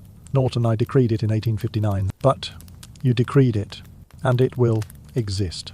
Your abolishment of Congress, that doesn't stick. But your hatred of political corruption, your belief that government should serve the people, that resonates. People remember it. You are cold. Standing on this street corner in the fog, in your wet, oversized uniform. You are very cold. Your feet hurt. Your stomach is empty. You haven't eaten since yesterday afternoon, when a restaurant owner gave you a bowl of soup. You are tired. Not just physically tired, but soul tired. The kind of tired that comes from having lost everything, from having nothing, from being one bad winter away from dying on these cold, foggy streets. But you are Emperor Norton. Aye. And emperors don't complain about the cold. Emperors inspect their domain, greet their subjects, issue decrees. So that is what you do. You walk down the street, slowly, carefully, watching for slippery cobblestones. A man tips his hat as you pass. Your Majesty, you nod, in acknowledgement. Imperial, dignified. A shopkeeper waves from his doorway. Morning, Emperor. You wave back. Gracious, benevolent. A police officer approaches, stops, salutes. You return the salute. Proper military protocols. This is your empire. These fog-shrouded streets, these wooden buildings, these people who are kind enough to pretend. This is what you rule. Not with armies, not with taxes, not with laws, but with proclamations that get published in newspapers, and nothing more. It is absurd. Completely, utterly absurd. But it is also beautiful, in its own strange way. You are a man who lost everything, who should be bitter, angry, broken. Instead, you declared yourself emperor. And the city agreed, not officially, not legally, but in the only way that matters. They play along. They feed you, clothe you, salute you, publish your decrees. They let you be emperor because maybe they need an emperor. Maybe in a city full of people scrambling for gold, for fortune, for survival. Maybe they need someone who is given up on all that. Someone who has declared himself above the petty concerns of money and status. Someone who just is. Emperor Norton. Ridiculous, absurd, impossible, and somehow real. You continue your inspection. The fog is getting thicker. Your uniform is getting wetter. Your feet are getting colder. You don't care. You are the emperor. You have rounds to make, subjects to greet, decrees to issue. Somewhere in the city, Congress continues to exist. Despite your abolishment, you'll have to issue another decree about that. Something strongly worded, perhaps with penalties. The newspapers will publish it. They always do. Welcome to San Francisco, 1859, where a bankrupt businessman declared himself emperor, and the city decided that was perfectly reasonable. Where madness and kindness intersect, where proclamations have no legal power, but get published anyway, where an empire exists because people are kind enough to pretend, where an emperor wears a second-hand uniform, eats donated soup, and walks through fog so thick you can barely see, and somehow, despite everything, maintains his dignity, because that is all he has left. Dignity, delusion, and a city that loves him for both. You'll reign for 21 years. You'll die in 1880, collapsing on a street corner not far from here. 10,000 people will attend your funeral. The newspapers will print your obituary on the front page. Leroy est mort. The king is dead. They'll mean it, because, in your own strange way, you were a king, emperor of the United States, ruler of nothing and everything, penniless, powerless, absurd, and beloved. But that is all in the future. Right now, you are just cold, wet, hungry, standing on a foggy street corner in an oversized military uniform, being an emperor, one decree at a time. It is 1925. You are standing guard on the Bulgarian-Greek border. The good news, you have a job, a uniform, a rifle, a purpose. The bad news, it is October. It is raining. Your boots have been wet for 3 days straight, and you're about to accidentally start a war over a dog. Let's talk about the rain, because this is not a pleasant autumn shower. This is not the kind of rain where you stand under an awning for 10 minutes and then go about your day. This is Balkan Mountain rain. Cold, persistent, miserable. It has been raining for 3 days. Not constantly, but regularly. Heavy downpours followed by lighter drizzle, followed by brief pauses where you think it might stop, and then it starts again. The ground is saturated. Mud everywhere. Not just damp soil, but actual mud. Thick, heavy, sucking mud that grabs your boots with every step. You can hear it squelching as you walk. A wet, obscene sound. Your boots are the worst part of this. They're leather, or were leather, once upon a time. Now they're something else entirely. Some sort of hybrid between leather and sponge. They've been wet for 3 days. Completely wet, soaked through, waterlogged. The leather has gone soft, pliable. It has started to stretch, to lose its shape. Your feet slide around inside the boots with every step. The soles make squelching sounds. Water trapped inside, between your feet and the insole, sloshing with every movement. Your socks are wet, not damp, not moist. Wet, soaked completely through. Wool socks, which were supposed to keep your feet warm, even when wet. They lied. Your feet are cold, very cold. The kind of cold that makes your toes ache, makes your feet feel like blocks of ice attached to your ankles. You can't feel your toes anymore. You try to wiggle them occasionally to keep the blood flowing, but you are not sure if they're actually moving or if you are just imagining it. The constant wetness has done something to your skin. Your feet are wrinkled, pruned. The skin has gone soft and white, like it has been in bathwater too long. Except bathwater is warm. This is cold. Trench foot is a real concern. You've heard stories from the Great War. Soldiers whose feet rotted off from being wet for too long. You try not to think about it. You try to keep your feet dry.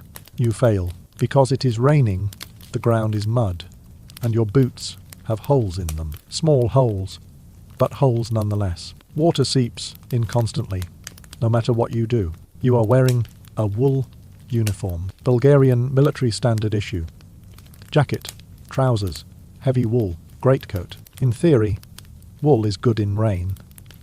It retains warmth even when wet. In practice, wet wool is heavy, incredibly heavy. Your greatcoat, when dry, weighs maybe 8 pounds. Now, soaked with rain, it probably weighs 20 pounds. It hangs on your shoulders like a lead blanket.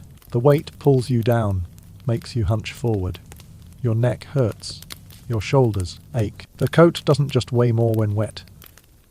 It also smells. Wet wool has a distinctive odour.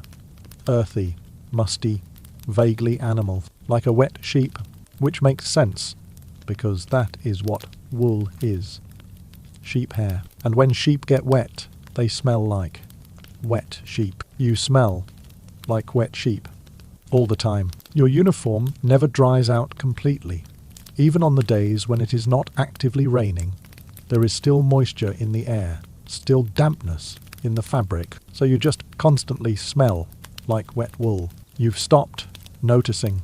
Everyone else smells the same way. The border post where you are stationed is not impressive. It is a wooden structure, basically a large shed, with a small window and a door that doesn't close properly. There is a gap at the bottom, maybe 2 inches. Wind and rain blow in through it, constantly. Inside, there is a wooden bench, a small stove that doesn't work very well, and a sense of profound, inescapable dampness. The walls are damp. The floor is damp. The bench is damp. Everything is damp. You've given up trying to find a dry place to sit. There are no dry places.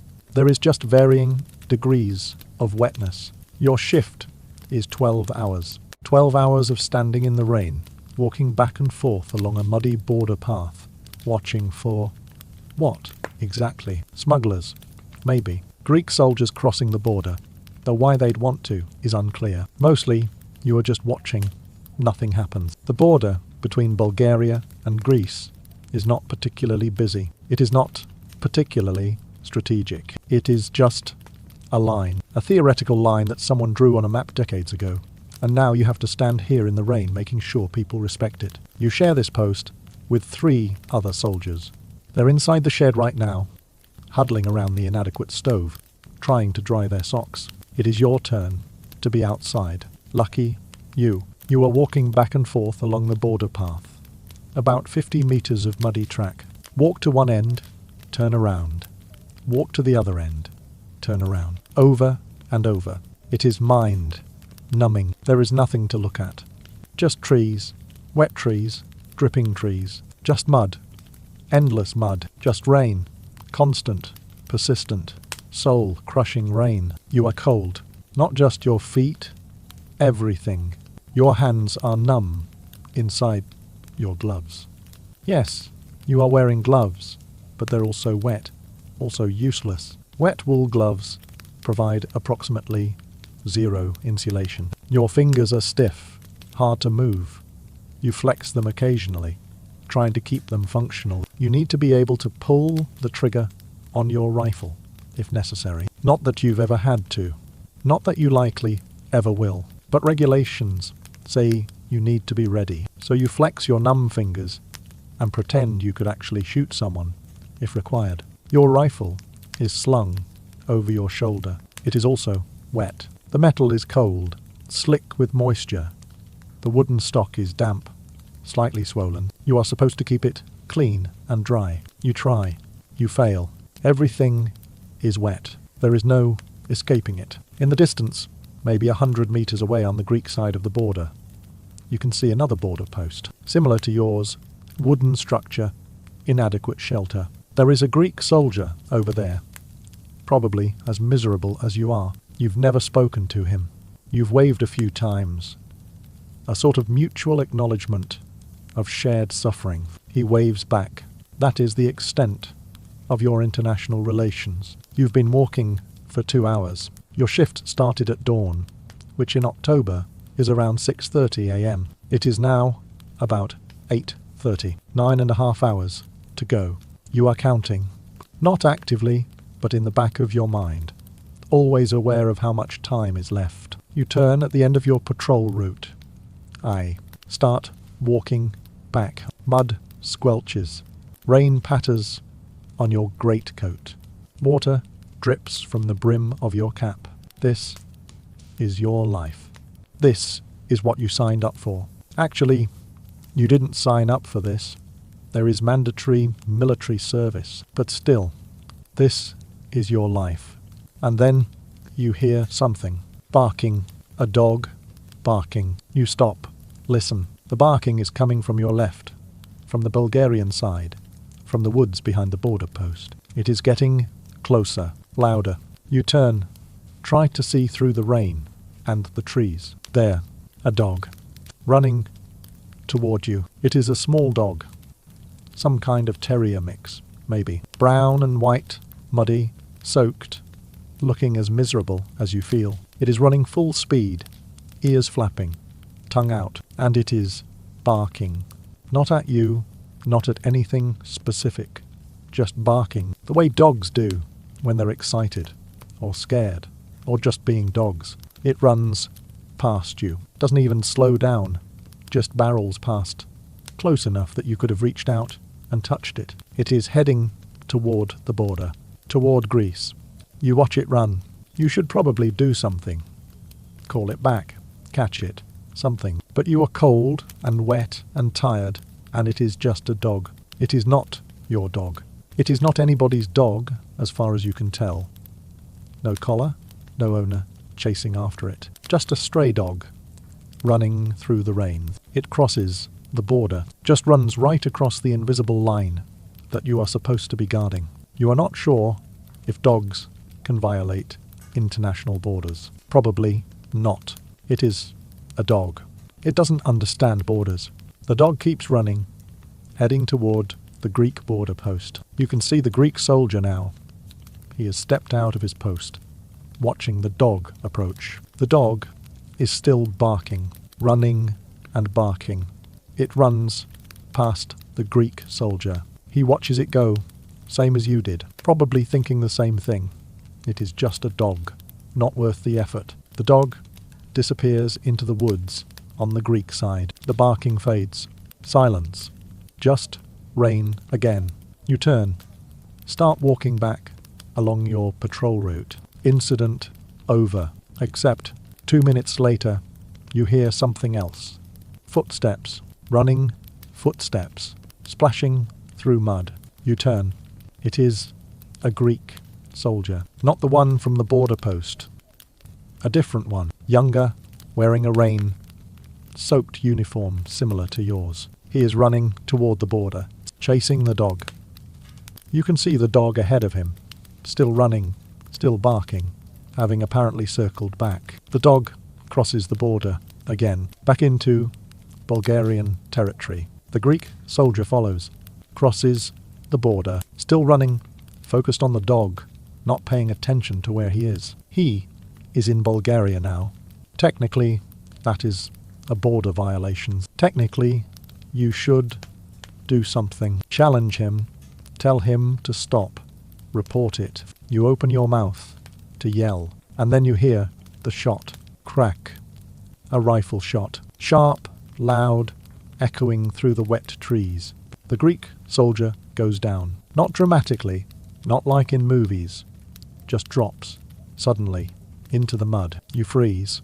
Your mind is trying to process what just happened. Someone shot him. Someone shot the Greek soldier. Who? How? You look toward your border post.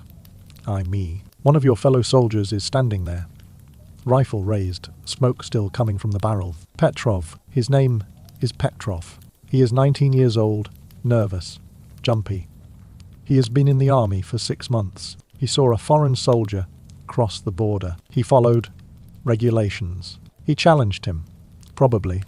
You didn't hear it over the rain and the dog barking. And when the soldier didn't stop, because he was chasing a dog, because he didn't hear the challenge, because he was focused on something else entirely, Petrov shot him, followed the rules, defended the border, killed a man over a dog.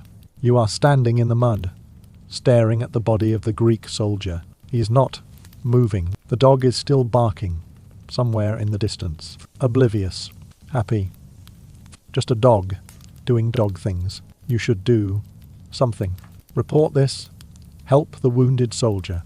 Something. You can't move. You are frozen, standing in the rain, watching water pool around the body. The Greek border post. They heard the shot. You can see soldiers coming out, running toward the border. They're shouting. You can't hear what they're saying over the rain, but you can guess. They see their soldier down. They see Bulgarian soldiers with rifles. They're angry. You are about to have a problem. A big problem. Within an hour, the situation has escalated. Greek commanders arrive at the border post. They demand an explanation. They demand justice. They demand something. Your commanders arrive. They defend Petrov's actions. He was following orders, defending the border. The Greek soldier violated Bulgarian territory. The Greeks say he was chasing a dog. It was an accident. He wasn't attacking anything. Your commanders say the border is the border. Violations will be punished. The Greeks say this is murder. Your commanders say this is defense. Back and forth, shouting in the rain. Diplomatic language that barely conceals the anger underneath. And then, because this is the Balkans in 1925, and tensions are always one incident away from exploding, it gets worse, much worse. Greece mobilizes troops. Not a full mobilization. Not yet. But units are moved to the border. Tanks, artillery, infantry, a show of force. A message. We take this seriously. Bulgaria responds. You don't mobilize troops in the Balkans without everyone responding. Bulgarian units move to the border. More soldiers, more weapons. Suddenly there are thousands of troops on both sides. All because a Greek soldier chased a dog and got shot. You are still at your border post. You haven't been relieved.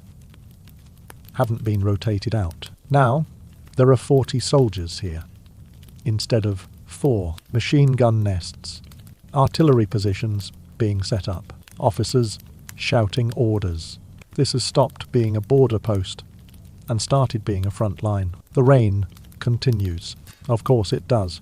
The rain doesn't care about international incidents. On the 22nd of October, Greece invades. Not a full invasion, not an attempt to conquer Bulgaria, but troops cross the border, advance into Bulgarian territory. A punitive expedition, they call it. Punishment for the death of their soldier. You are no longer at the border post.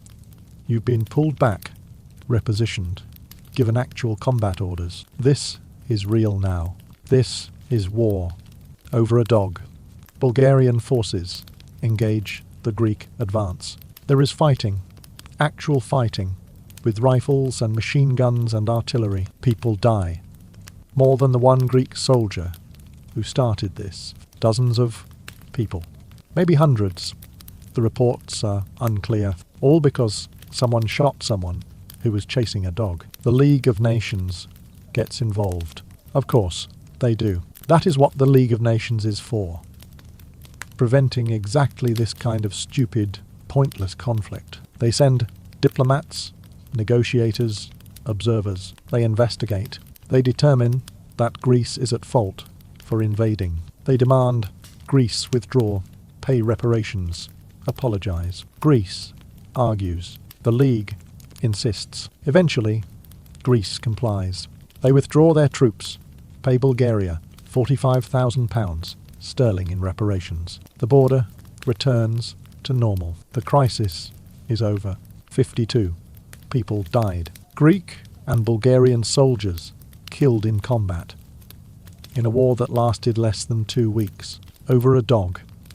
A dog that was never found. It probably ran off into the woods, oblivious to what it had caused. Maybe it is still out there somewhere, living its dog life, chasing rabbits, barking at nothing, completely unaware that it started a war. You are back at your border post. The extra troops have been withdrawn. The machine guns have been removed.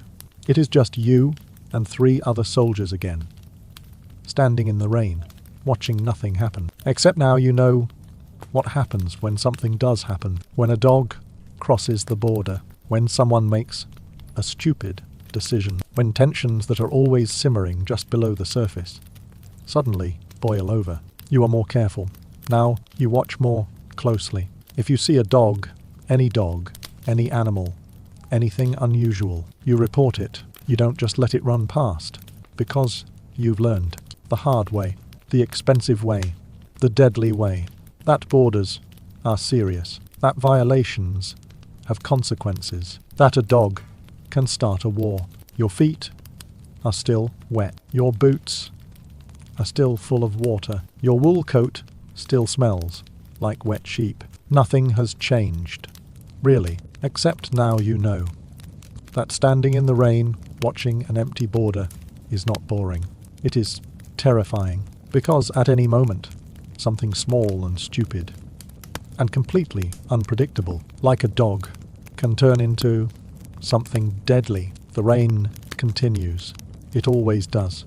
The mud squelches under your boots. You walk your patrol route 50 meters, turn around, 50 meters back, over and over. Your shift ends in 7 hours. You are counting. In the distance, you can see the Greek border post. The Greek soldier is there, same as before, standing in the rain, as miserable as you. You don't wave. Neither does he. The casual friendliness is gone, replaced by something else. Caution, maybe. Awareness. Fear that one of you might do something stupid, that another dog might run past, that this could all happen again. Welcome to the Balkans, 1925, where tensions are high, memories are long, and a stray dog can cause 50 deaths, and an international incident where standing guard in the rain is not just uncomfortable, it is dangerous. Where the most mundane thing, a dog chasing something through the woods, can escalate into war in a matter of hours. Where nothing happens for months at a time, and then everything happens at once, and then it is over, and you are back to standing in the rain. Wet feet, wet coat, wet misery, waiting for the next dog, hoping there isn't one. It is 1794. You are standing in a town square in western Pennsylvania. The good news, you have a job, appointed by the federal government, with official papers and a salary. The bad news, you are a tax collector. The locals hate you, and in approximately 10 minutes they're going to cover you in hot tar and feathers. Let's talk about what led to this moment. Because you didn't wake up this morning thinking you'd be tarred and feathered. You woke up thinking you'd collect some taxes, file some paperwork, maybe have a decent lunch. That is not how this day is going. Your name is Robert Johnson. You are a federal excise tax collector. Specifically, you collect taxes on whiskey. The whiskey tax passed by Congress in 1791, signed by President George Washington himself. 7 cents per gallon on whiskey produced in the United States. Seems reasonable, right? The government needs revenue. Whiskey is a luxury item. Tax it. Except in western Pennsylvania, whiskey is not a luxury. It is currency, literally. I went one. Farmers here grow grain, corn, rye, wheat. But grain is heavy, bulky, hard to transport over the Appalachian Mountains to eastern markets. A bushel of grain might sell for 25 cents. But if you distill that grain into whiskey, suddenly it is concentrated, portable, valuable. A gallon of whiskey might sell for 50 cents, or more. And whiskey doesn't spoil, doesn't rot, can be stored for years. It is better than money. You can trade whiskey for goods, for services, for land. Everyone does it. Every farmer has a still. Whiskey is the economy. And now the federal government wants to tax it. 7 cents per gallon. Doesn't sound like much. But when you are a small farmer barely scraping by, when your entire annual income might be $20 or $30, 7 cents per gallon is crushing. It is the difference between survival and starvation. So the farmers are angry. Very angry. They've been angry for 3 years now, since the tax was passed. They've written petitions, sent letters to Congress, protested peacefully. Nothing changed. The tax remains. And you have to collect it. That is your job. Appointed by the Treasury Department, given a ledger and a list of distilleries, sent into western Pennsylvania to collect federal taxes. You knew it wouldn't be popular. You didn't realize it would be this bad. The threats started immediately. Anonymous letters left on your doorstep. Leave or face consequences. Tax collectors not welcome. Remember what happened to British taxmen. That last one was especially concerning. What happened to British taxmen during the Revolution was not good. They got tarred and feathered, driven out of town. Sometimes worse. You reported the threats to your supervisor. He told you to continue your duties. The law is the law. Taxes must be collected. So, you continued. You visited distilleries, recorded production, calculated taxes owed. Most people refused to pay. Not rudely, not violently. They just said no. Can't afford it. Won't pay it. Federal government has no right. You recorded their refusals in your ledger. Sent reports to Philadelphia. Waited for instructions. The instructions were, keep trying. So, you did. And now, you are here, standing in a town square, surrounded by approximately 50 angry farmers. They're not shouting yet, not violent yet, but they're angry. You can see it in their faces, in their posture, in the way they're standing too close. You are wearing your official coat, dark blue wool, brass buttons, the kind of coat that says federal government employee. It is hot. It is August in Pennsylvania, probably 85 degrees, humid. The wool coat is suffocating. Sweat is running down your back, soaking through your shirt. But you are wearing the coat anyway because it is official. It is proper. And maybe, somewhere in the back of your mind, you think it might protect you. Official government coat. Surely, they wouldn't attack a government official. You are wrong. They would. They're about to.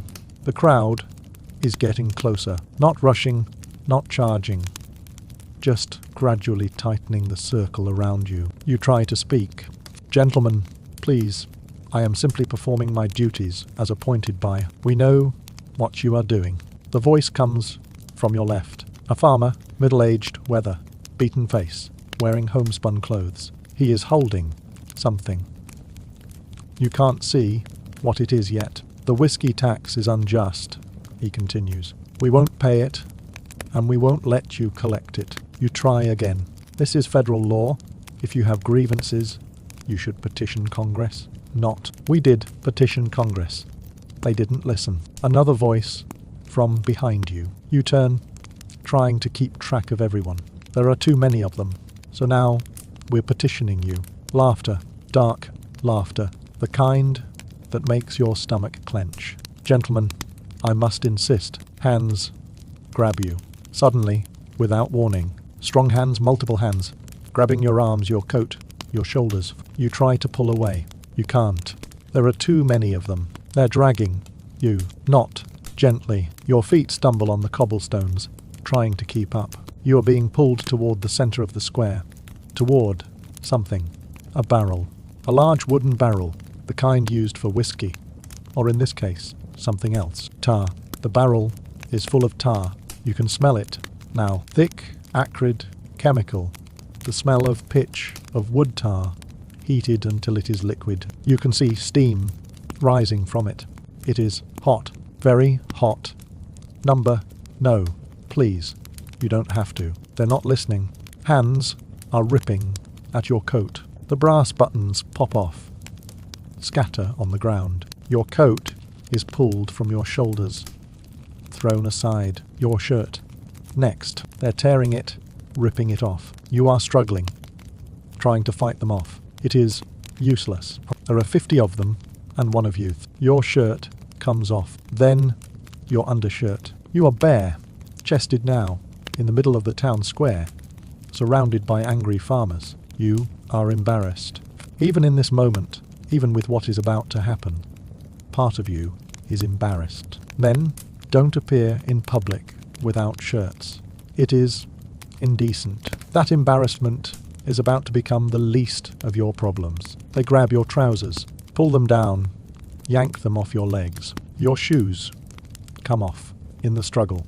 Now, you are standing in nothing but your undergarments. Thin cotton drawers that don't hide much. You are shivering, not from cold. It is August. It is hot. You are shivering from fear, from the knowledge of what is coming. Two men approach the tar barrel. They're carrying a large wooden ladle, the kind used to serve soup from a pot, but bigger. They dip it into the tar, lift it out. The tar drips from the ladle, thick and black, steaming. They walk toward you. Please, please, don't do this. You are begging now. Pride is gone. Dignity is gone.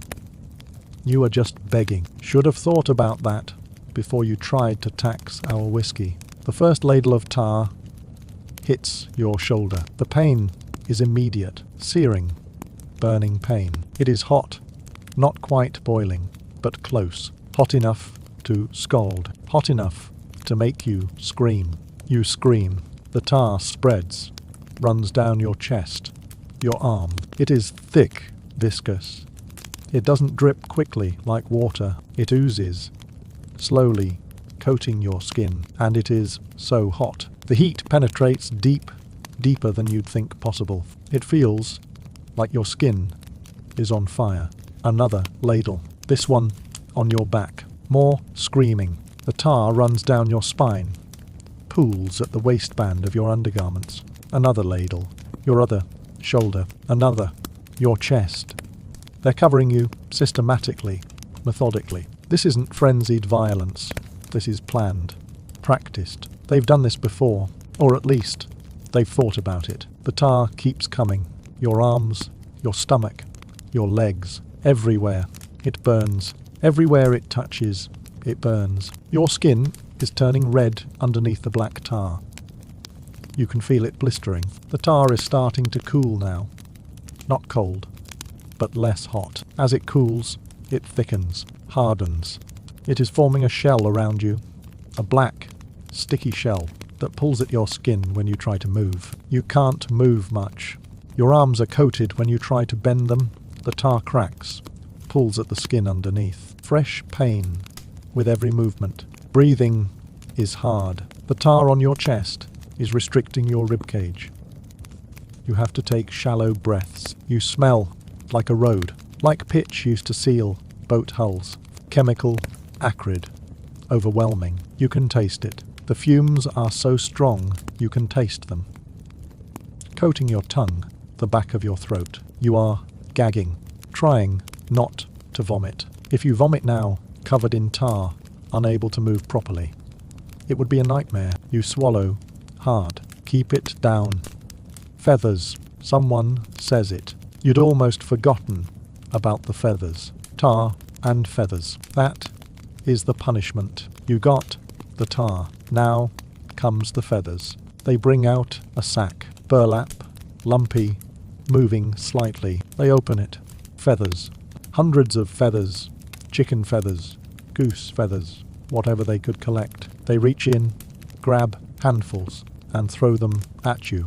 The feathers stick to the tar immediately. That is the point of tar. It is sticky, adhesive. The feathers coat you. Your chest, your arms, your legs, your face. They're in your hair. You try to close your eyes. Too late. Feathers stick to your eyelids. You have to keep your eyes open now. If you close them, the feathers will seal them shut. More feathers.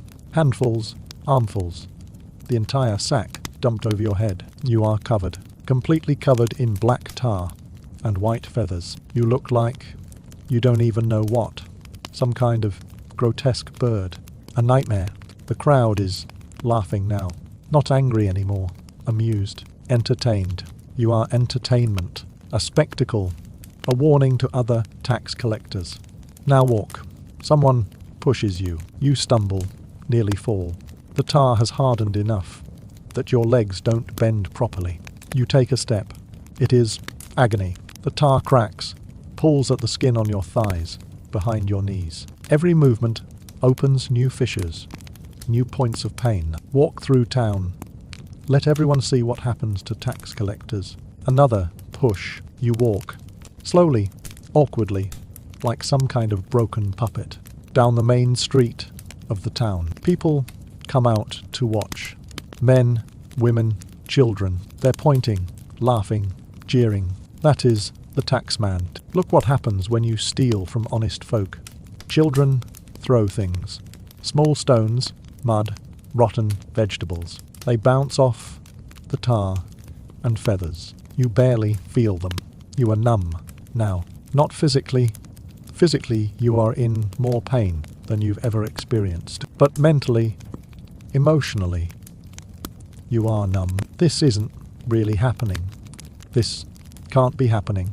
You are a federal official appointed by the Treasury Department, operating under the authority of the United States government, and you are walking through a town covered in tar and feathers, being pelted with garbage by children. The disconnect is too large. Your brain can't process it, so you just walk, one painful step at a time. The street is dirt, mixed with mud, mixed with horse manure. You are barefoot. The tar on your feet has picked up dirt, small stones, bits of straw. Every step is walking on something sharp, something uncomfortable. You stop noticing after a while. It all just blends into general agony. You pass the church. The minister is standing on the steps, watching. He doesn't intervene, doesn't say anything, just watches. Even the church won't help you. You pass the general store. The shopkeeper is in the doorway, arms crossed. He nods to the farmers. Approval, solidarity. You are alone, completely alone. The federal government is in Philadelphia, 300 miles away. They have no power here, no authority.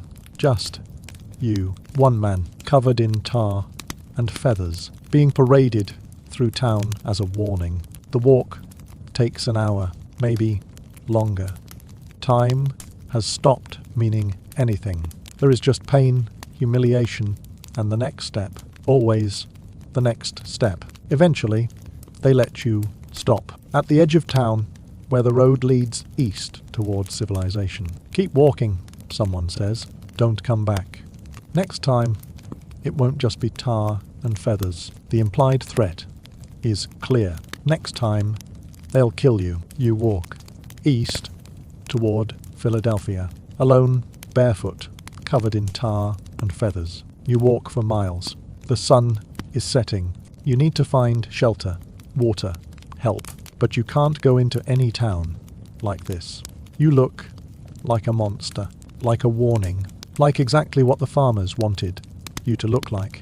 You find a stream. Try to wash off the tar. It doesn't work. Tar doesn't wash off with water. You need turpentine or oil or something chemical to dissolve it. You have none of those things.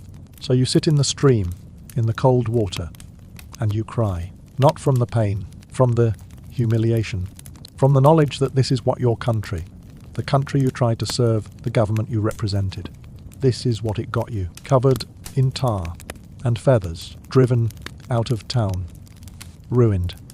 You'll make it to Philadelphia, eventually. It takes a week. Walking, hiding, begging for help. Most people turn you away. You look too strange, too frightening. When you finally reach the Treasury Department, tell them what happened. They're sympathetic, but they don't do anything. Western Pennsylvania is in open rebellion. Hundreds of farmers maybe thousands, refusing to pay the whiskey tax, attacking tax collectors, burning tax records, threatening federal officials. President Washington will eventually send the militia, 13,000 troops, to suppress the rebellion. It works. Mostly. The rebellion ends. The tax remains. But the collectors, the ones who survived, who weren't tarred and feathered, or driven out, or killed, they're more careful now, much more careful. You never go back to Western Pennsylvania. You take a desk job in Philadelphia, filing papers, recording ledgers. Safe, boring work. You still have scars. The tar burned your skin badly enough to leave marks.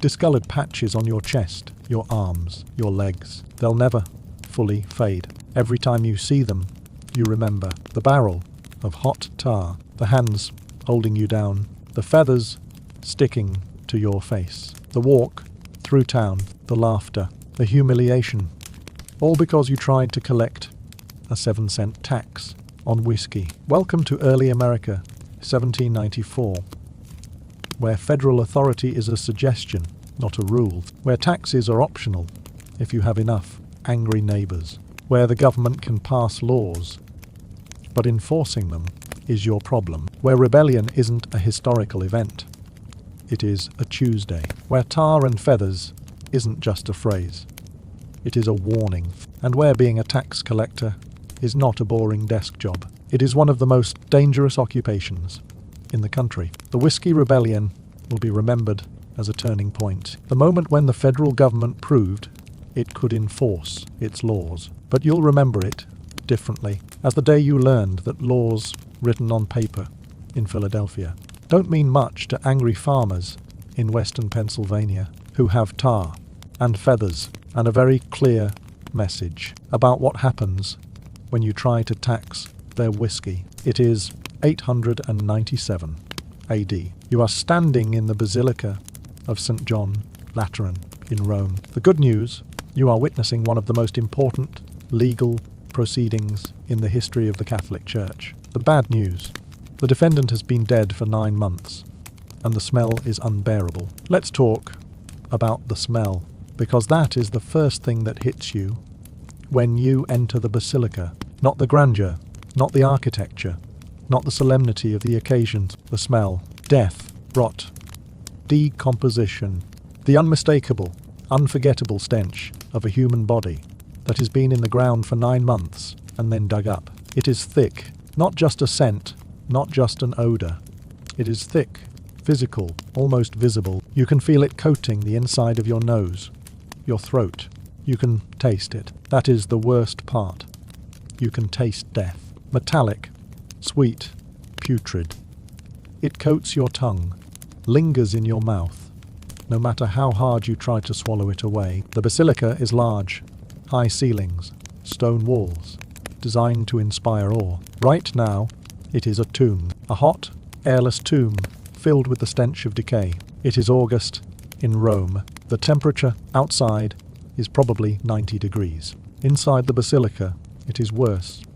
The stone walls trap the heat, hold it, amplify it. There is no ventilation. The windows are high, narrow, closed. No air moves. The heat sits on you like a blanket, heavy, oppressive, inescapable. And in this heat, the smell intensifies. Decomposition accelerates in heat. The bacteria that break down human tissue work faster, produce more gases, more fluids, more byproducts. The body at the center of this proceeding has been dead since the 8th of April 96, buried in the papal crypts beneath the basilica. 9 months in the ground, then exhumed 3 days ago. Dug up, removed from its tomb, carried up into the basilica for a trial.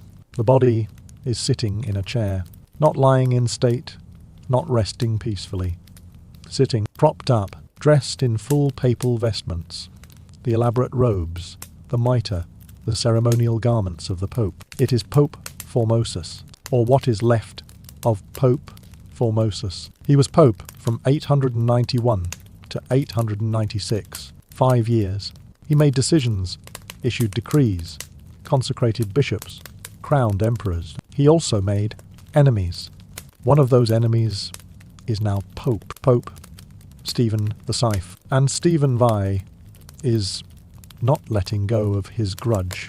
Not even death stopped this grudge. Stephen V had Formosis's body exhumed, dressed in papal robes, and brought before a church council for trial. A posthumous trial. The cadaver synod, they're calling it. Synod means church council, ecclesiastical gathering. Cadaver means, well, exactly what it sounds like. You are a scribe, one of several scribes present to record the proceedings. This is your job, to write down everything that happens, every word spoken, every accusation, every defense, for the official church records, for history. You are sitting on a wooden bench near the front of the basilica, close enough to hear clearly, too close to escape the smell. Your writing materials are spread on the bench beside you. Parchment, quills, ink, a wooden board to write on. You are trying to focus on the task, trying not to think about the corpse, whilst trying not to breathe too deeply. The bench is hard, uncomfortable. You've been sitting here for 3 hours already. The trial started at dawn. It is now mid-morning. You'll be here for hours more. Your lower back aches. The wooden bench offers no support, no cushioning, just hard wood against your tailbone, your spine. You shift occasionally, trying to find a more comfortable position. There isn't one. Your robes are sticking to your back. You are wearing the standard clerical garments, layers of linen and wool, appropriate for a church official, completely inappropriate for a hot Roman August. Sweat has soaked through your undertunic, through your outer robe. The fabric clings to your skin. You can feel it pulling, sticking, every movement. Your collar is wet with sweat. It chafes against your neck, rough fabric, rubbing against damp skin. You want to loosen it, pull it away from your throat, but that would be improper. You are in the basilica, attending an official church proceeding. You must maintain decorum, even if you are slowly cooking in your own sweat, even if there is a rotting corpse 10 feet away. Your inkwell is on the bench beside you. It is a small ceramic pot filled with iron gall ink. The ink is thick today. The heat has caused some of the water to evaporate, making it viscous, sticky. You have to thin it occasionally with a few drops of water from a small flask. The ink smells. Normally, you don't notice the smell of ink. It is just part of the job. But today, with the overpowering stench of decay filling the basilica, you notice everything. The metallic tang of the iron in the ink, the acidity of the gall. It mixes with the smell of death, creates a nauseating combination that makes your stomach churn. You've been fighting nausea for 3 hours, trying to keep your breakfast down. So far, you are succeeding, barely. Several other scribes have already left, excused themselves, stumbled outside to vomit in the courtyard. You are determined not to. You have a job to do, even if that job requires sitting in a hot room with a decomposing pope while recording accusations against said decomposing pope. The proceedings are surreal. Pope Stephen VI is presiding. He is sitting on a throne at the front of the basilica, elevated, commanding. He is dressed in full papal regalia, white and gold, elaborate, ceremonial. He looks ridiculous, not because of his clothing, because of the situation. He is conducting a trial against a corpse that is sitting in a chair, dressed like it is attending a formal event. Stephen V is shouting. He has been shouting for most of the trial, accusing Formosus of crimes, heresies, violations of church law. You usurped the papacy, he shouts at the corpse. You violated the sacred canons. You consecrated bishops illegally. The corpse doesn't respond. Obviously, it is a corpse. It can't respond. But the trial requires a defense. So, there is a deacon standing next to the corpse. A living deacon. His job is to speak for the dead pope, to provide answers to defend against the accusations. He looks miserable, more miserable than you, even. He is standing right next to the corpse, inches away. The smell there must be overwhelming. His face is pale, greenish. He is breathing through his mouth, shallow breaths, trying not to inhale too deeply. Stephen V. asks a question. Did you, or did you not violate the decree forbidding bishops from changing sees? The deacon is supposed to answer. He opens his mouth, closes it, looks at the corpse, looks back at Stephen Versailles. Your Holiness, I, the defendant. He can't do it. He can't pretend to speak for a rotting corpse. Stephen V. doesn't care. Answer the question. The deacon tries again. His voice is weak, strained. The defendant maintains that his actions were justified under. He gags, stops mid-sentence, turns away from the corpse, hand over his mouth. He is going to vomit. He manages to swallow it down, barely. Stephen Vere is furious. This defendant shows contempt for these proceedings. You are writing this down. Your quill scratching on parchment, recording every word. Your hand is cramping. You've been writing for 3 hours.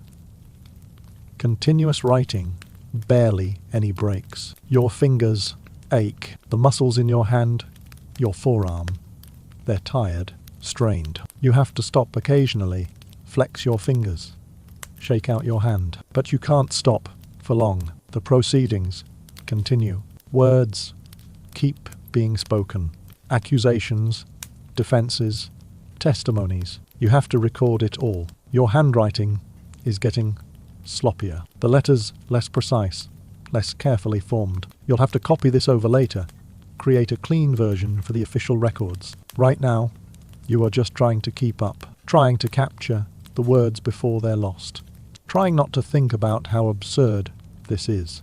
A trial of a corpse in a sweltering basilica in August in Rome. Flies. There are flies in the basilica, dozens of them, maybe hundreds. They're attracted to the corpse. Of course they are. Decomposition attracts flies. They lay eggs in dead tissue. The eggs hatch into maggots. The maggots feed. It is nature. It is biology.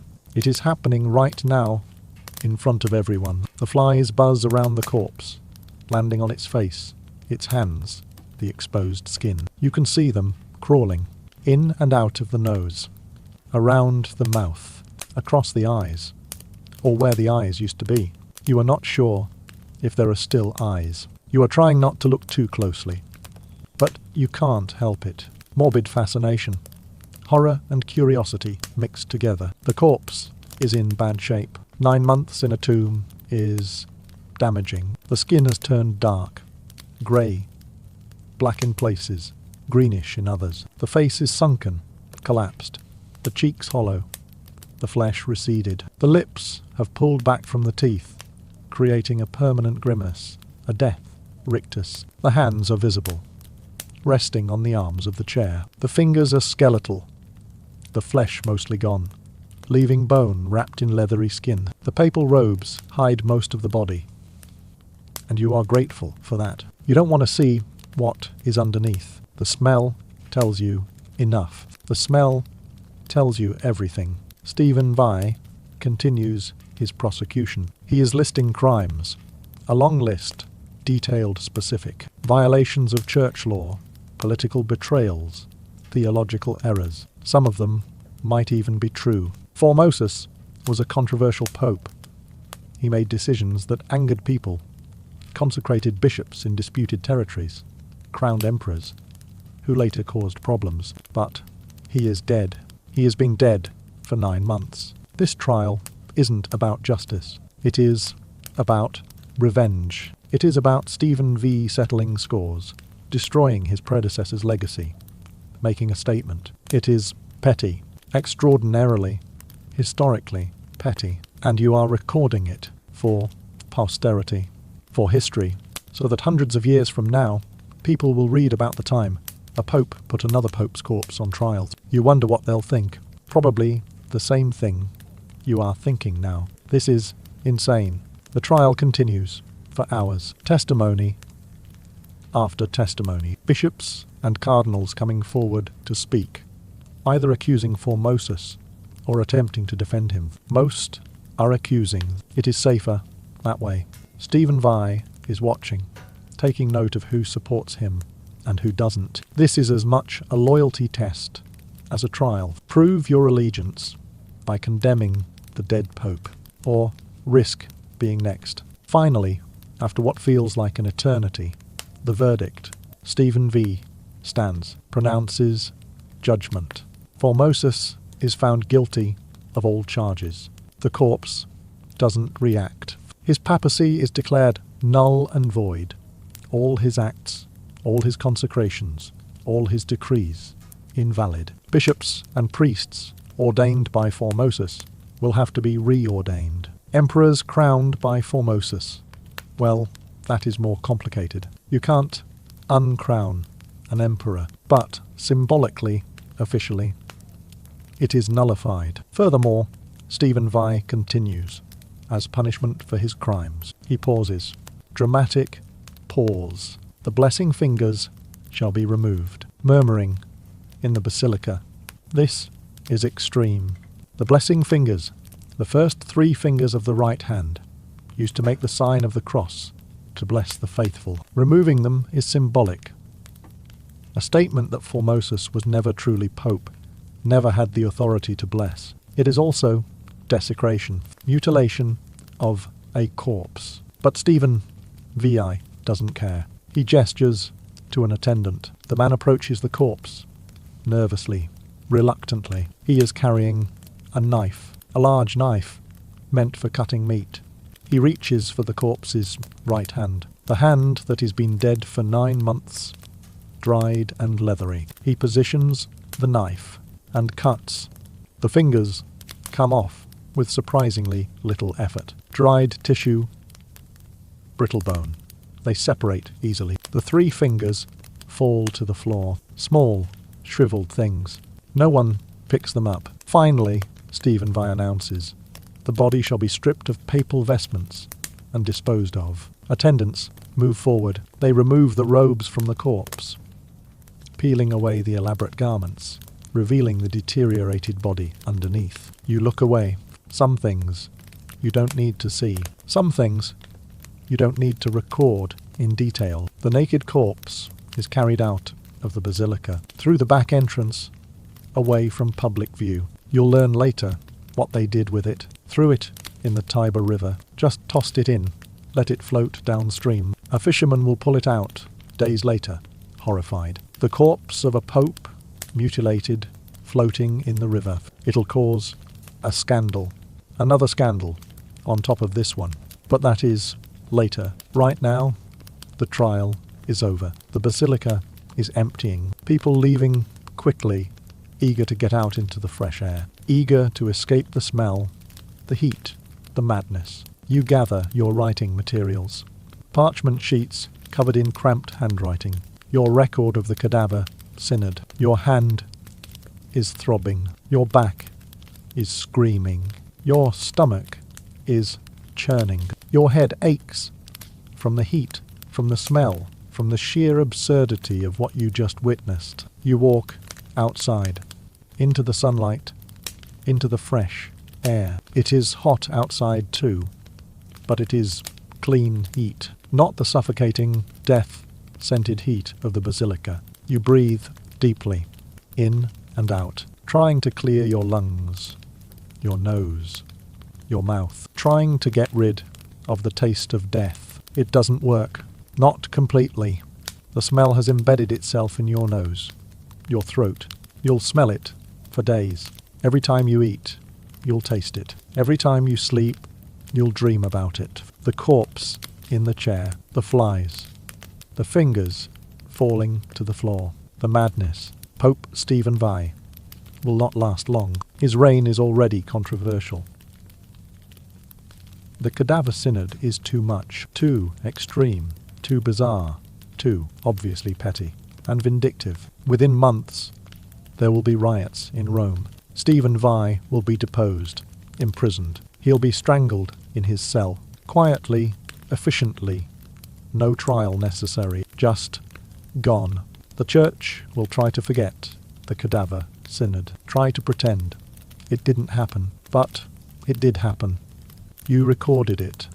Every word, every accusation, every horrifying detail. It is written down, permanent, preserved for history, so that centuries from now, people will know that in 897 AD, in Rome, in the Basilica of St. John Lateran, a pope put another pope's corpse on trial, convicted him, mutilated him, threw him in a river, all because of a grudge, a petty, personal, vengeful grudge that couldn't be satisfied, even by death. Welcome to the Cadaver Synod, where ecclesiastical authority meets decomposition, where church law is applied to a defendant who has been dead for 9 months, where the smell of death mixes with the smell of incense and creates something unholy, where revenge is served not just cold, but rotting, where sitting on a hard wooden bench in a hot basilica, recording the accusations against a corpse,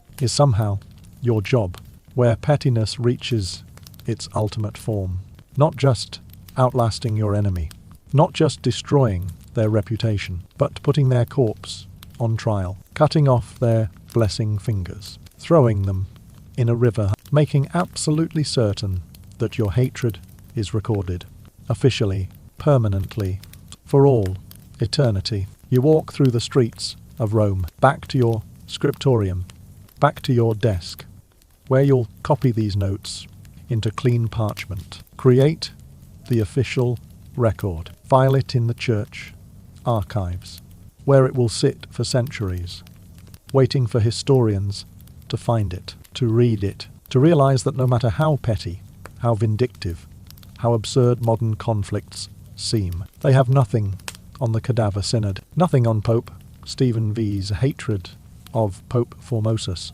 nothing on a trial where the defendant was a corpse, and the only winners were the flies.